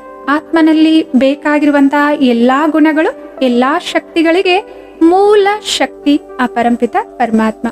ಅವರೊಂದಿಗೆ ನಾವು ಧ್ಯಾನದ ಮೂಲಕ ಸಂಪರ್ಕವನ್ನ ಸಾಧಿಸಿ ಬುದ್ಧಿಯೋಗದಿಂದ ಅವರನ್ನ ನಾವು ಸ್ಮರಣೆ ಮಾಡಿದ್ವಿ ಅಂತಂದ್ರೆ ಅವರಿಂದ ನಾವು ನಮ್ಮಲ್ಲಿ ಅವರ ಎಲ್ಲ ಗುಣಗಳು ಶಕ್ತಿಗಳನ್ನ ನಮ್ಮಲ್ಲಿ ನಾವು ತುಂಬಿಸ್ಕೊಂಡ್ಬಿಟ್ಟು ಭರ್ಪೂರ ಆಗಿರ್ಬೋದಾಗಿದೆ. ಇದರಿಂದ ಏನಾಗುತ್ತೆ, ನಾವು ನಿರಂತರವಾಗಿ ಇನ್ನೊಬ್ಬರಿಗೆ ಎಷ್ಟು ಸಾಧ್ಯನೋ ಅಷ್ಟು ಕೊಡ್ಲಿಕ್ಕೆ ಸಾಧ್ಯ ಆಗುತ್ತೆ. ಕೆಲವೊಂದ್ಸಲ ಏನಾಗುತ್ತೆ, ನಮ್ಮ ಮನೆಯಲ್ಲಿರುವಂಥವ್ರೇನೆ ಅವ್ರ ಜೊತೆ ನಾವು ಯಾವಾಗ್ಲೂ ಅವರನ್ನ ಹೊಗಳ್ತಾ ಇದ್ವಿ, ಪ್ರೀತಿಯಿಂದ ಮಾತನಾಡ್ತಾ ಇದೀವಿ ಅಂತಂದ್ರೆ ಅವರ ವ್ಯವಹಾರ ನಮ್ಮ ಜೊತೆ ಚೆನ್ನಾಗಿರುತ್ತೆ. ಏನಾದ್ರೂ ಅವರಲ್ಲಿ ಸ್ವಲ್ಪ ಕರೆಕ್ಷನ್ ಹೇಳಿದ್ವಿ, ತಿದ್ದುಪಡಿ ಹೇಳಿದ್ವಿ, ಇದು ಸರಿ ಇಲ್ಲ ಹೀಗ್ ಮಾಡಿ ಅಂತ ಹೇಳಿದ್ವಿ ಅಂತಂದ್ರೆ ಅವ್ರು ನಮ್ಮ ಬಗ್ಗೆ ನಕಾರಾತ್ಮಕವಾಗಿ ಯೋಚನೆ ಮಾಡ್ತಾರೆ. ಅಥವಾ ಕೆಲಸದ ಸ್ಥಳಗಳಲ್ಲಿ ಆಗಿರ್ಬೋದು, ಮಾಡುವಂತಹ ಚಿಕ್ಕ ಪುಟ ಕೆಲಸಗಳಿಗೂ ಕೂಡ ಕೆಲವೊಬ್ರು ಏನ್ ಮಾಡ್ತಾರೆ, ಪ್ರಶಂಸೆಯನ್ನ ಅಥವಾ ಹೊಗಳಿಕೆಯನ್ನ ಬಯಸ್ತಿರ್ತಾರೆ ನಮ್ಮಿಂದ. ಸೊ ನಾವೇನಾದ್ರೂ ಪ್ರಶಂಸೆ ಮಾಡ್ಲಿಲ್ಲ ಅವ್ರು ಮಾಡಿರುವ ಕೆಲಸಕ್ಕೆ ಅಂತಂದ್ರೆ ಅವರು ಬೇಜಾರಾಗ್ತಾರೆ ಅಥವಾ ಉಮಂಗ ಉತ್ಸಾಹ ಅವರಲ್ಲಿ ಕಡಿಮೆ ಆಗುತ್ತೆ. ಅಥವಾ ಅವ್ರ ಮುಂದ್ಗಡೆ ನಾವು ಇನ್ನೊಬ್ರು ಯಾರಾದ್ರೂ ಒಳ್ಳೇದು ಚೆನ್ನಾಗಿ ಕೆಲಸ ಮಾಡಿದ್ದಾರೆ ಅಂತ ಹೇಳ್ಬಿಟ್ಟು ಅವರನ್ನ ಹೊಗಳ್ತಾ ಇದೀವಿ ಅಂತಂದ್ರೆ ಇವ್ರಿಗೆ ಬೇಸರ ಉಂಟಾಗುತ್ತೆ. ಸೊ ಈ ರೀತಿ ನಮ್ಮಿಂದ ನಿರಂತರವಾಗಿ ಯಾರು ಬಯಸ್ತಿರ್ತಾರಲ್ವಾ, ಈ ಸೂಕ್ಷ್ಮ ಗುಣ ಅಪ್ರಿಷಿಯೇಷನ್ ಆಗಿರ್ಬೋದು ಅಥವಾ ಹೊಗಳಿಕೆ ಆಗಿರ್ಬೋದು ಅಥವಾ ಅವರಿಗೆ ಮುಂದೆ ಬರಲಿಕ್ಕೆ ಮಾರ್ಗದರ್ಶನ ಆಗಿರ್ಬೋದು, ಅನೇಕ ನಿರೀಕ್ಷೆಗಳಿರ್ತವೆ. ಅಂಥದ್ದೆಲ್ಲವನ್ನ ನಾನು ಪೂರ್ಣ ಮಾಡಬೇಕು, ಅವರಿಗೆ ಕೊಡಬೇಕು ಅಂತಂದ್ರೆ ನಾನು ನನ್ನಲ್ಲಿ ನಿರಂತರವಾಗಿ ಆ ಗುಣ ಆ ಶಕ್ತಿಗಳನ್ನ ತುಂಬಿಸ್ಕೊಳ್ತಾ ಇರಬೇಕು. ಮೂರನೇದಾಗಿ, ನಾನು ಈ ಉದಾರತೆಯ ಗುಣವನ್ನ ನಿರಂತರವಾಗಿ ಕೊಡ್ತಾ ಇರ್ಬೇಕು ಅಂತಂದ್ರೆ ನಮ್ಮಲ್ಲಿ ಏನೆಲ್ಲ ಇದಾವಲ್ವಾ, ಸೊ ಇವುಗಳನ್ನ ನಾವು ಉಪಯೋಗ ಮಾಡಲ್ಲ ಅಂತಂದ್ರೆ ಇವುಗಳನ್ನ ಕಳೆದುಕೊಳ್ತೇವೆ. ನೋಡಿ, ಯಾವುದೇ ವಸ್ತುವನ್ನ ನಾವು ತಂದಿದ್ದೇವೆ, ಮನೇಲಿ ಇಟ್ಟಿದ್ದೇವೆ ಅಂತಂದ್ರೆ ಅದ್ರ ಉಪಯೋಗ ಮಾಡ್ತಾ ಇಲ್ಲ ಅಂತಂದ್ರೆ ಅದು ಇಟ್ಟಿರುವಂತಹ ಸ್ಥಳದಲ್ಲೇನೆ ಏನಾಗುತ್ತೆ, ಹಾಳಾಗ್ಲಿಕ್ಕೆ ಪ್ರಾರಂಭ ಆಗುತ್ತೆ. ಬಲೆ ಅದು ಯಾವ್ದಾದ್ರು ವಸ್ತು, ಎಲೆಕ್ಟ್ರಾನಿಕ್ ವಸ್ತು ಆಗಿರ್ಬೋದು ಅಥವಾ ಮನೆಯಲ್ಲಿರುವಂತಹ ಯಾವ್ದಾದ್ರು ಪದಾರ್ಥ ಆಗಿರ್ಬೋದು, ಅದನ್ನ ಇಟ್ಟ ಸ್ಥಳದಲ್ಲೇ ಇಟ್ಟಿದ್ದೇವೆ, ಅದರ ಕಡೆ ಗಮನ ಕೊಡ್ತಾ ಇಲ್ಲ, ಉಪಯೋಗ ಮಾಡ್ತಾ ಇಲ್ಲ ಅಂತಂದ್ರೆ ಅದು ತನ್ನ ಅಸ್ತಿತ್ವವನ್ನು ಏನಾಗುತ್ತೆ, ಕಳೆದುಕೊಳ್ಳಿಕ್ಕೆ ಪ್ರಾರಂಭ ಮಾಡುತ್ತೆ. ಹಾಗೇನೆ ನಮ್ಮಲ್ಲಿ ಅನೇಕ ದಿವ್ಯ ಗುಣಗಳ ಅಪರಿಮಿತವಾದ ಖಜಾನೆ ಇದೆ. ಅದ್ರ ಬಗ್ಗೆ ನಾನು ತಿಳಿದುಕೊಂಡು ಅದನ್ನ ದಿನನಿತ್ಯ ಉಪಯೋಗ ಮಾಡ್ತಾ ಇಲ್ಲ ಅಂತಂದ್ರೆ ಸೊ ನಮ್ಗೆ ಏನ್ ಅನ್ಸುತ್ತೆ, ನಮ್ಮಲ್ಲಿ ಆ ಗುಣಗಳೇ ಇಲ್ಲ ಅಂತ ಹೇಳ್ಬಿಟ್ಟು ಅನ್ಸುತ್ತೆ. ಸೊ ಅದಕ್ಕೆ ಸಂದರ್ಭಗಳು, ಸನ್ನಿವೇಶಗಳು ಅಥವಾ ಆ ರೀತಿಯ ವ್ಯಕ್ತಿಗಳ ವ್ಯವಹಾರ ಇದ್ದಾಗ ನಮ್ಗೆ ಏನ್ ಅನ್ಸುತ್ತೆ, ನನ್ನಿಂದ ಇದನ್ನ ಸಹನೆ ಮಾಡ್ಲಿಕ್ಕಾಗಲ್ಲ, ನನ್ನಲ್ಲಿ ಅಷ್ಟೊಂದು ತಾಳ್ಮೆ ಇಲ್ಲ, ನಾನು ಶಾಂತವಾಗಿರೋದಿಲ್ಲ. ಸೊ ಈ ರೀತಿ ಮಾತುಗಳು ಬರ್ತವೆ. ಯಾಕೆಂದ್ರೆ ನಮ್ಗೆ ಎಲ್ಲೋ ಒಂದ್ ಕಡೆ ಅನಿಸ್ತಿದೆ ಆ ಗುಣ ಆ ಶಕ್ತಿ ನನ್ನಲ್ಲಿ ಇಲ್ಲ ಅಂತ ಹೇಳ್ಬಿಟ್ಟು, ನಾನು ಕಳೆದುಕೊಂಡಿದ್ದೇನೆ ಅಂತ ಹೇಳ್ಬಿಟ್ಟು ಅನಿಸ್ತಾ ಇದೆ. ಸೊ ನಮ್ಮ ದಿವ್ಯ ಗುಣಗಳು, ಶಕ್ತಿಗಳು ಇವುಗಳನ್ನ ನಾವು ಉಪಯೋಗ ಮಾಡ್ಲಿಲ್ಲ ಅಂತಂದ್ರೆ ಇವುಗಳನ್ನ ನಾವು ಕಳೆದುಕೊಳ್ತೇವೆ. ಆದ್ರೆ ಇಲ್ಲಿ ಖುಷಿ ಪಡುವಂತಹ ವಿಚಾರ ಏನಂತಂದ್ರೆ, ಯಾವುದೇ ಸಮಯದಲ್ಲಿ ನಮಗೆ ಇದರ ಅರಿವು ಮೂಡ್ತು ಅಂತಂದ್ರೆ ನಾವು ಯಾವತ್ತೂ ಕೂಡ ನಮ್ಮ ದಿವ್ಯ ಗುಣಗಳನ್ನ ಕಂಪ್ಲೀಟ್ ಆಗಿ ಝೀರೋ ಮಾಡ್ಕೊಳ್ಳಲ್ಲ. ಯಾವುದೇ ಸಮಯದಲ್ಲಾದ್ರೂ ಕೂಡ ಈ ದಿವ್ಯ ಗುಣಗಳು ನಮ್ಮಲ್ಲಿ ಇದಾವೆ ಅಂತ ಹೇಳ್ಬಿಟ್ಟು ವಿಶ್ವಾಸ ಇಟ್ಟು ಅವುಗಳನ್ನ ಉಪಯೋಗ ಮಾಡುವಂತಹ ಪ್ರಯತ್ನ ಮಾಡಿದ್ವಿ ಅಂತಂದ್ರೆ ಇವುಗಳ ನಮ್ಮಲ್ಲಿ ಏನಾಗ್ತವೆ, ಜಾಸ್ತಿ ಆಗ್ತಾ ಹೋಗ್ತವೆ. ಸೊ ಆದ್ರಿಂದ ಕಳೆದುಕೊಳ್ಳುವಂತಹ ಈ ದಿವ್ಯ ಗುಣಗಳನ್ನ ನಾವು ಕಳೆದುಕೊಳ್ಳೋಕ್ಕಿಂತ ಮುಂಚೆ ಅದನ್ನ ಉಪಯೋಗ ಮಾಡೋಣ, ಅವುಗಳನ್ನ ನಮ್ಮಲ್ಲಿ ವೃದ್ಧಿ ಮಾಡ್ಕೊಳ್ಳೋಣ. ಇದರಿಂದ ಉದಾರತೆಯ ಗುಣದಿಂದ ನಾವು ಇಂತಹ ಗುಣಗಳನ್ನ ಉಪಯೋಗ ಮಾಡ್ಬಿಟ್ಟು ಏನ್ ಮಾಡ್ಬೋದು, ವೃದ್ಧಿ ಮಾಡ್ಕೊಳ್ಬಹುದಾಗಿದೆ. ನಾಲ್ಕನೇದಾಗಿ, ನಮ್ಗೆ ಜೀವನದಲ್ಲಿ ಏನೆಲ್ಲ ಬೇಕಾಗಿದೆ ಅಲ್ವಾ, ಅದನ್ನ ನಾವು ಕೊಡ್ತಾ ಹೋದ್ವಿ ಅಂತಂದ್ರೆ ಅದು ತಾನಾಗೆ ನಮ್ಗೆ ಸಿಗ್ತಾ ಹೋಗುತ್ತೆ. ಅಂತಂದ್ರೆ ನನ್ಗೆ ಪ್ರೀತಿ ಬೇಕಾಗಿದೆ ಇನ್ನೊಬ್ರಿಂದ, ಆ ಪ್ರೀತಿಯನ್ನ ನಾನು ಎಲ್ರಿಗೂ ಕೊಡ್ತಾ ಹೋದೆ ಅಂತಂದ್ರೆ ನನ್ನ ಮಾತುಗಳಲ್ಲಿ, ನನ್ನ ವ್ಯವಹಾರದ ರೂಪದಲ್ಲಿ ನಾನು ಅದನ್ನ ಕೊಡ್ತಾ ಹೋದೆ, ವಿಚಾರಗಳ ರೂಪದಲ್ಲಿ ನಾನು ಅದನ್ನ ಕೊಡ್ತಾ ಹೋದೆ ಅಂತಂದ್ರೆ ಆಟೋಮೆಟಿಕ್ ಆಗಿ ನಾನು ಕೂಡ ಆ ಪ್ರೀತಿಯನ್ನ ಅನುಭವ ಮಾಡ್ತೇನೆ. ಯಾಕೆಂದ್ರೆ ನಾನು ಯಾವ ಭಾವನೆಯನ್ನ ಏನನ್ನ ಹೊರಗಡೆ ಕೊಡ್ತಾ ಇದ್ದೇನೆ, ನಾನೇ ಮೊದಲನೇ ವ್ಯಕ್ತಿಯಾಗಿದ್ದೇನೆ ಅದನ್ನ ಅನುಭವ ಮಾಡುವಂತವ್ರು. ಸೊ ನಮ್ಗೆ ಗೌರವ ಬೇಕಾಗಿದೆ ಅಂತಂದ್ರೆ ಪ್ರತಿಯೊಬ್ಬರಿಗೂ ಕೂಡ ನಾವು ಗೌರವನ್ನ ಕೊಡ್ತಾ ಹೋದ್ರೆ ಆ ಗೌರವವನ್ನ ನಾವು ಪಡೆದುಕೊಳ್ತೇವೆ.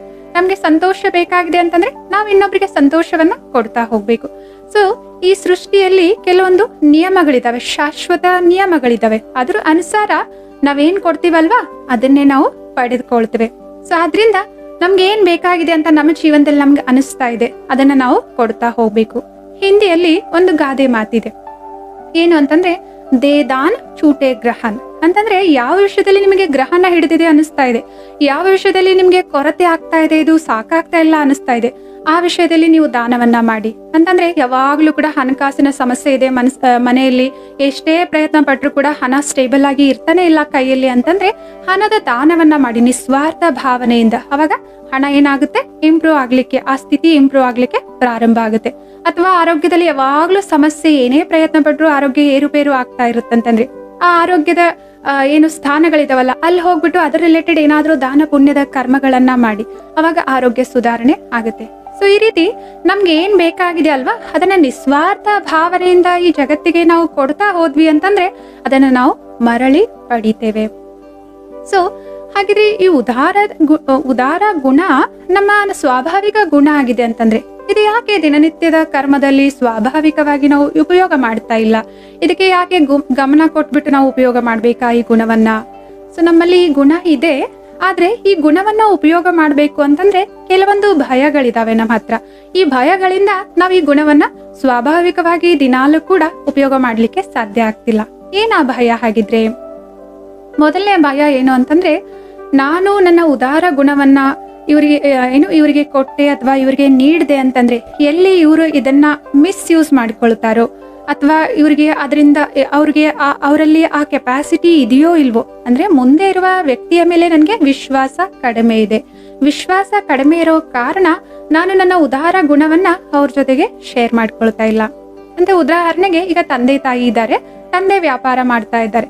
ಸೊ ಮಕ್ಕಳಿಗೆ ಆ ಜವಾಬ್ದಾರಿಯನ್ನ ಕೊಡ್ಲಿಕ್ಕೆ ಅವ್ರು ತುಂಬಾ ಯೋಚನೆ ಮಾಡ್ತಾ ಇದ್ದಾರೆ. ಯಾಕೆ ಅಂತಂದ್ರೆ ಸ್ವಲ್ಪ ವಿಶ್ವಾಸ ಅಷ್ಟೊಂದು ಅವ್ರಿಗೆ ಅನಿಸ್ತಾ ಇಲ್ಲ, ನನ್ನ ಮಗ ಇದನ್ನ ಪೂರ್ಣವಾಗಿ ನಿಭಾಯಿಸ್ತಾರೋ ಇಲ್ವೋ, ಅಥವಾ ಸರಿಯಾಗಿ ಕೆಲಸ ಮಾಡದೆ ಹೋದ್ರೆ ಇಷ್ಟು ದಿನ ಎಲ್ಲ ಸಂಪಾದನೆ ಮಾಡಿದ್ದೆಲ್ಲ ವ್ಯರ್ಥವಾಗಿ ನಷ್ಟವಾಗುತ್ತೇನೋ ಅಂತ ಹೇಳ್ಬಿಟ್ಟು ಅವ್ರು ಭಯ ಪಟ್ಟು ಎಲ್ಲದರಲ್ಲಿ ಕೂಡ ತಾವೇ ಆ ಕೆಲಸವನ್ನ ಮಾಡ್ತಾ ಇದ್ದಾರೆ.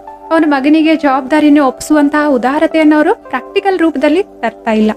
ಸೊ ಆದ್ರೆ ಇಲ್ಲಿ ಗಮನ ಏನ್ ವಹಿಸ್ಬೇಕಾಗಿದೆ ಅಂತಂದ್ರೆ, ಯಾರೇ ಆಗ್ಲಿ ಮೊದಲು ಸ್ವಲ್ಪ ದಿನ ಏರುಪೇರು ಆಗ್ಬೋದು, ಆದ್ರೆ ನಾವು ಅವ್ರ ಜೊತೆಯಲ್ಲಿದ್ದು ಸಹಯೋಗ ನೀಡ್ತಾ ಮಾರ್ಗದರ್ಶನ ಮಾಡಿದ್ವಿ ಅಂತಂದ್ರೆ ಸ್ವಲ್ಪ ದಿನದಲ್ಲಿ ಅವರು ಕೂಡ ಜವಾಬ್ದಾರಿಗಳನ್ನ ಕಲಿತ್ಕೊಂಡು ಅವರು ಕೂಡ ಸಫಲತೆಯ ರೀತಿಯಲ್ಲಿ ಸಾಗ್ಬೋದಾಗಿದೆ. ಸೊ ಅದಕ್ಕೋಸ್ಕರ ಮುಂದೆ ಇರುವವರಿಗೋಸ್ಕರ ಅಥವಾ ಯಾರಿಗೆ ನಿಮ್ಮ ಜವಾಬ್ದಾರಿಗಳನ್ನ ಕೊಡ್ಬೇಕಾಗಿದೆ ಅವ್ರ ಮೇಲೆ ವಿಶ್ವಾಸ ಇಟ್ಟು ಯಾವ ರೀತಿ ನಾನು ಅವ್ರಿಗೆ ಮಾರ್ಗದರ್ಶನ ಮಾಡ್ಲಿ, ಸೊ ಅದರ ಬಗ್ಗೆ ವಿಚಾರ ಮಾಡಿ ಈ ಭಯದಿಂದ ಮುಕ್ತ ಆಗ್ಬಿಟ್ಟು ನಿಮ್ಮ ಉದಾರ ಗುಣವನ್ನ ಜವಾಬ್ದಾರಿ ಇನ್ನೊಬ್ಬರಿಗೆ ಒಪ್ಸೋದ್ರ ಮೂಲಕ ಸೊ ಇನ್ನೊಬ್ರಿಗೆ ನೀವೇನ್ ಮಾಡ್ಬೋದಾಗಿದೆ, ಸಹಯೋಗ ಮಾಡ್ಬೋದು, ಅವರನ್ನ ಅವ್ರ ಕಾಲ್ ಮೇಲೆ ನಿಂತ್ಕೊಳ್ಳುವಂಗೆ ಮಾಡಬಹುದಾಗಿದೆ. ಮತ್ತೆ ಕೆಲವೊಂದ್ಸಲ ಏನಾಗುತ್ತೆ ಅಂತಂದ್ರೆ ಇನ್ಸೆಕ್ಯೂರಿಟಿ, ಅಸುರಕ್ಷತೆಯ ಭಾವನೆ ಅವರಿಗೆ ಕಾಡುತ್ತೆ. ಯಾವ ರೀತಿ ಅಂತಂದ್ರೆ, ನನ್ನಲ್ಲಿ ಈ ಕಲೆ ಇದೆ, ನನ್ನಲ್ಲಿ ಈ ವಿಶೇಷತೆ ಇದೆ, ನಾನು ಇದನ್ನ ಇನ್ನೊಬ್ರಿಗೆ ಕಲಿಸಿಕೊಟ್ಟೆ ಅಂತಂದ್ರೆ ಅವ್ರು ನನ್ಗಿಂತಲೂ ಮುಂದೆ ಹೋದ್ರೆ ನನ್ಗೆ ಯಾರು ಬೆಲೆ ಕೊಡ್ತಾರೆ, ಅಥವಾ ನನ್ಗೇನಿದು ಲಾಭ ನಡೀತಾ ಇದೆ ಇದೆಲ್ಲ ನಿಂತು ಹೋಗುವಂತಹ ಚಾನ್ಸಸ್ ಅವಕಾಶಗಳು ಇರ್ತಾವಲ್ವಾ. ಸೊ ಈ ಭಯ ಪಟ್ಬಿಟ್ಟು ಅವರಲ್ಲಿರುವಂತಹ ಆ ವಿಶೇಷತೆ ಕಲೆಯನ್ನ ಇನ್ನೊಬ್ರಿಗೆ ಅವ್ರು ಕೊಡ್ಲಿಕ್ಕೆ ಹಿಂಜರಿತಾ ಇರ್ತಾರೆ. ಆದ್ರೆ ಸೊ ಈ ಭಯದಿಂದ ನಾವು ಮುಕ್ತರಾಗಿ ನಮ್ಮಲ್ಲಿರುವಂತಹ ವಿಶೇಷತೆ ಕೊಡೋದ್ರಿಂದ ನಮ್ಮಲ್ಲಿ ಅದು ಇನ್ನೂ ಜಾಸ್ತಿ ಆಗುತ್ತೆ. ಮತ್ತೆ ನಾವು ಯಾರಿಗೆ ಕೊಡ್ತಾ ಇದೀವಿ ನೋಡಿ, ಅವರು ಕೂಡ ಅದರ ಲಾಭವನ್ನ ಅವ್ರ ಜೀವನದಲ್ಲಿ ಮಾಡ್ಕೊಳ್ತಾ ಇದಾರೆ, ಅವರು ಕೂಡ ಇನ್ನೊಂದು 10 ಜನಕ್ಕೆ ಸಹಾಯ ಮಾಡ್ತಾ ಇದಾರೆ ಅಂದ್ರೆ ಖಂಡಿತವಾಗ್ಲೂ ಕೂಡ ಬಲೆಯವರು ಮಾತಿನ ಮೂಲಕ ನಿಮ್ಗೆ ಧನ್ಯವಾದ ಹೇಳ್ತಾ ಇದಾರೋ ಇಲ್ವೋ, ಆದ್ರೆ ಹೃದಯದಿಂದ ನಿಮ್ಗೆ ಅವರು ಧನ್ಯವಾದಗಳನ್ನ ಹೇಳ್ತಾನೆ ಇರ್ತಾರೆ. ಈ ಧನ್ಯವಾದಗಳು ನಿಮ್ಮ ಜೀವನದಲ್ಲಿ ಆಶೀರ್ವಾದದ ರೂಪದಲ್ಲಿ, ಪುಣ್ಯದ ರೂಪದಲ್ಲಿ ನಿಮ್ಮ ಖಾತೆಯಲ್ಲಿ ಆಟೋಮೆಟಿಕ್ ಆಗಿ ಜಮಾ ಆಗ್ತಾ ಇರುತ್ತೆ. ಸೊ ಅದಕ್ಕೋಸ್ಕರ ಯಾವುದೇ ಅಸುರಕ್ಷತೆಯ ಭಯವನ್ನ ಮುಂದೆ ಇಟ್ಕೊಂಡ್ಬಿಟ್ಟು ನಿಮ್ಮ ಗುಣವನ್ನ ಕೊಡುವಂತಹ ಈ ಉದಾರ ಗುಣವನ್ನ ನೀವು ಹಿಂದೆ ಹೆಜ್ಜೆ ಹಾಕ್ಬೇಡಿ, ಇದರ ಉಪಯೋಗವನ್ನ ಮಾಡ್ತಾ ಇರಿ. ಸೊ ಕೊಡುವಂತಹ ಗುಣ ನಮ್ಮಲ್ಲಿ ಸಕ್ರಿಯವಾಗಿ ಕೆಲಸ ಮಾಡ್ಬೇಕು ಅಂತಂದ್ರೆ ನಮ್ಮ ಹೃದಯದಲ್ಲಿ ದಯ ಮತ್ತು ಕರುಣೆ ಅನ್ನೋದು ಇರ್ಬೇಕು. ಇನ್ನೊಬ್ಬರ ಪ್ರತಿ ಸ್ನೇಹ ಮತ್ತು ಪ್ರೀತಿ ಅನ್ನೋದು ಇರ್ಬೇಕು. ಯಾವಾಗ ಹೃದಯದಲ್ಲಿ ದಯೆ ಮತ್ತು ಕರುಣೆ, ಸ್ನೇಹ, ಪ್ರೀತಿ ಅನ್ನೋ ಈ ಗುಣಗಳಿರ್ತವೆ, ಅವಾಗ ಕೊಡೋದು ಸ್ವಾಭಾವಿಕವಾಗಿ ಆಗುತ್ತೆ. ಸೊ ಈ ದಯೆ ಕರುಣೆಯನ್ನ ಮೊದಲು ನಾವು ನಮ್ಮ ಮೇಲೆನೆ ತೋರಿಸ್ಕೊಳ್ಬೇಕಾಗಿದೆ. ಹಾಗಂದ್ರೆ ಏನು? ನಾವು ನಮ್ಮ ಮೇಲೆ ದಯೆ ಕರುಣೆಯನ್ನ ತೋರಿಸ್ಕೊಳ್ಳೋದಾ? ಹೌದು. ಸೊ ಯಾವ ರೀತಿ ಹಾಗಿದ್ರೆ? ಸೊ ನಮ್ಮ ಜೀವನದಲ್ಲಿ ಎಷ್ಟೊಂದು ಜೀವನ ಅಂತ ಅಂದ್ಮೇಲೆ ಅನೇಕ ಸನ್ನಿವೇಶಗಳು ನಡೀತಿರ್ತವೆ, ಏರುಪೇರುಗಳು ಆಗ್ತಾ ಇರ್ತವೆ, ಆ ಸಮಸ್ಯೆಗಳು ಬಂದೇ ಬರ್ತಿರ್ತವೆ. ಇದರಿಂದ ಏನಾಗುತ್ತೆ, ಕೆಲವೊಂದ್ಸಲ ಮನಸ್ಸು ಒತ್ತಡಕ್ಕೆ ಸಿಲುಕುತ್ತೆ, ಅಥವಾ ಚಿಂತೆ ಉಂಟಾಗುತ್ತೆ, ನೋವು ಉಂಟಾಗುತ್ತೆ, ಅಶಾಂತಿ ಉಂಟಾಗುತ್ತೆ. ಸೊ ಇದರಿಂದ ಮನಸ್ಸಿನ ಶಕ್ತಿ ಕಡಿಮೆ ಆಗ್ತಿರುತ್ತೆ, ಭಯ ಅನ್ನೋದು ಜಾಸ್ತಿ ಆಗ್ತಿರುತ್ತೆ. ಇಂಥ ಸಂದರ್ಭಗಳಲ್ಲಿ ನೀವು ಸ್ವಲ್ಪ ನಿಮ್ಮ ಮನಸ್ಸಿನ ಕಡೆ ಗಮನ ಹರಿಸಿ ಸಮಯ ಕೊಟ್ಟು ಧ್ಯಾನ ಅಥವಾ ಯಾವ್ದಾದ್ರು ಮನಸ್ಸಿನ ಬಲವನ್ನ ಹೆಚ್ಚಿಸುವಂತಹ ಕೆಲವೊಂದು ಅಭ್ಯಾಸಗಳಿದಾವಲ್ವಾ ಆಧ್ಯಾತ್ಮಿಕತೆಯಲ್ಲಿ, ಸೊ ಅದ್ರ ಕಡೆ ಗಮನ ಕೊಟ್ಟು ನಿಮ್ಮ ಮನಸ್ಸನ್ನ ಸ್ವಲ್ಪ ಶಕ್ತಿಶಾಲಿ ಮಾಡ್ಕೊಂಡ್ರಿ ಅಂತಂದ್ರೆ, ಸೊ ಯಾವ ಪರಿಸ್ಥಿತಿಗಳಿಂದ ನಿಮ್ಗೆ ನೋವು ಆಗ್ತಾ ಇದೆ, ಆ ನೋವು, ದುಃಖ, ಶಾಂತಿಯಿಂದ ನೀವು ಮುಕ್ತರಾಗಬಹುದಾಗಿದೆ. ಇದು ನಿಮ್ಮ ಮೇಲೆ ನೀವು ದಯೆ ತೋರಿಸುವಂತದ್ದಾಗಿದೆ, ಕರುಣೆ ತೋರಿಸುವಂತದ್ದಾಗಿದೆ. ನಾವ್ ಎಷ್ಟೋ ಜನರನ್ನ ನೋಡ್ತೇವೆ, ನಮ್ಮ ಮೆಡಿಟೇಷನ್ ಇನ್ಸ್ಟಿಟ್ಯೂಷನ್ಗೆ ಎಷ್ಟೋ ಜನರು ಬರ್ತಾರೆ. ಈ ಸ್ವಲ್ಪ ದಿನಗಳ ಹಿಂದೆ ಒಬ್ರು ಮಾತೆ ಬಂದಿದ್ರು. ಸೊ ಅವರು ತುಂಬಾ ವೀಕ್ ಆಗಿದ್ರು, ನಡಿಲಿಕ್ಕೂ ತುಂಬಾ ಕಷ್ಟ ಪಡ್ತಾ ಇದ್ರು. ವಯಸ್ಸು ಒಂದು 40 ವರ್ಷದ ಮೇಲೆ ಇತ್ತು ಅನ್ಸುತ್ತೆ. ತುಂಬಾ ಕಷ್ಟ ಪಡ್ತಾ ಇದ್ರು. ಕೂತ್ಕೊಂಡ್ರು ಕೂಡ ಯಾರ್ದಾದ್ರೂ ಸಪೋರ್ಟ್ ತಗೊಂಡು ಅವ್ರು ಹೇಳ್ಬೇಕು, ಅಥವಾ ಯಾವ್ದಾದ್ರು ವಸ್ತುವನ್ನ ಹಿಡಿದ್ಬಿಟ್ಟೆ ಅವ್ರು ಹೇಳ್ಬೇಕು, ಅಷ್ಟು ವೀಕ್ ಆಗಿತ್ತು ಬಾಡಿ. ಸೊ ಅದಕ್ಕೆ ಏನಾಯ್ತು, ಹುಷಾರಿಲ್ವಾ ಅಂತ ಕೇಳಿದ್ವಿ.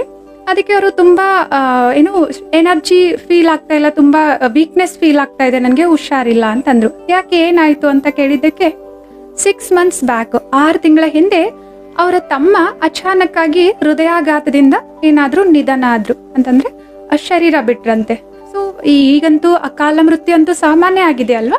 ಸೊ ಅಮ್ಮ ಮತ್ತು ತಮ್ಮ ಅವ್ರ ಮನೆಯಲ್ಲಿ ವಾಸ ಮಾಡ್ತಾ ಇದ್ರು. ಇವ್ರು ಏನ್ ಮಾಡ್ತಾ ಇದ್ರು, ಇವ್ರ ಪತಿಯ ಮನೇಲಿ ವಾಸ ಮಾಡ್ತಾ ಇದ್ರು.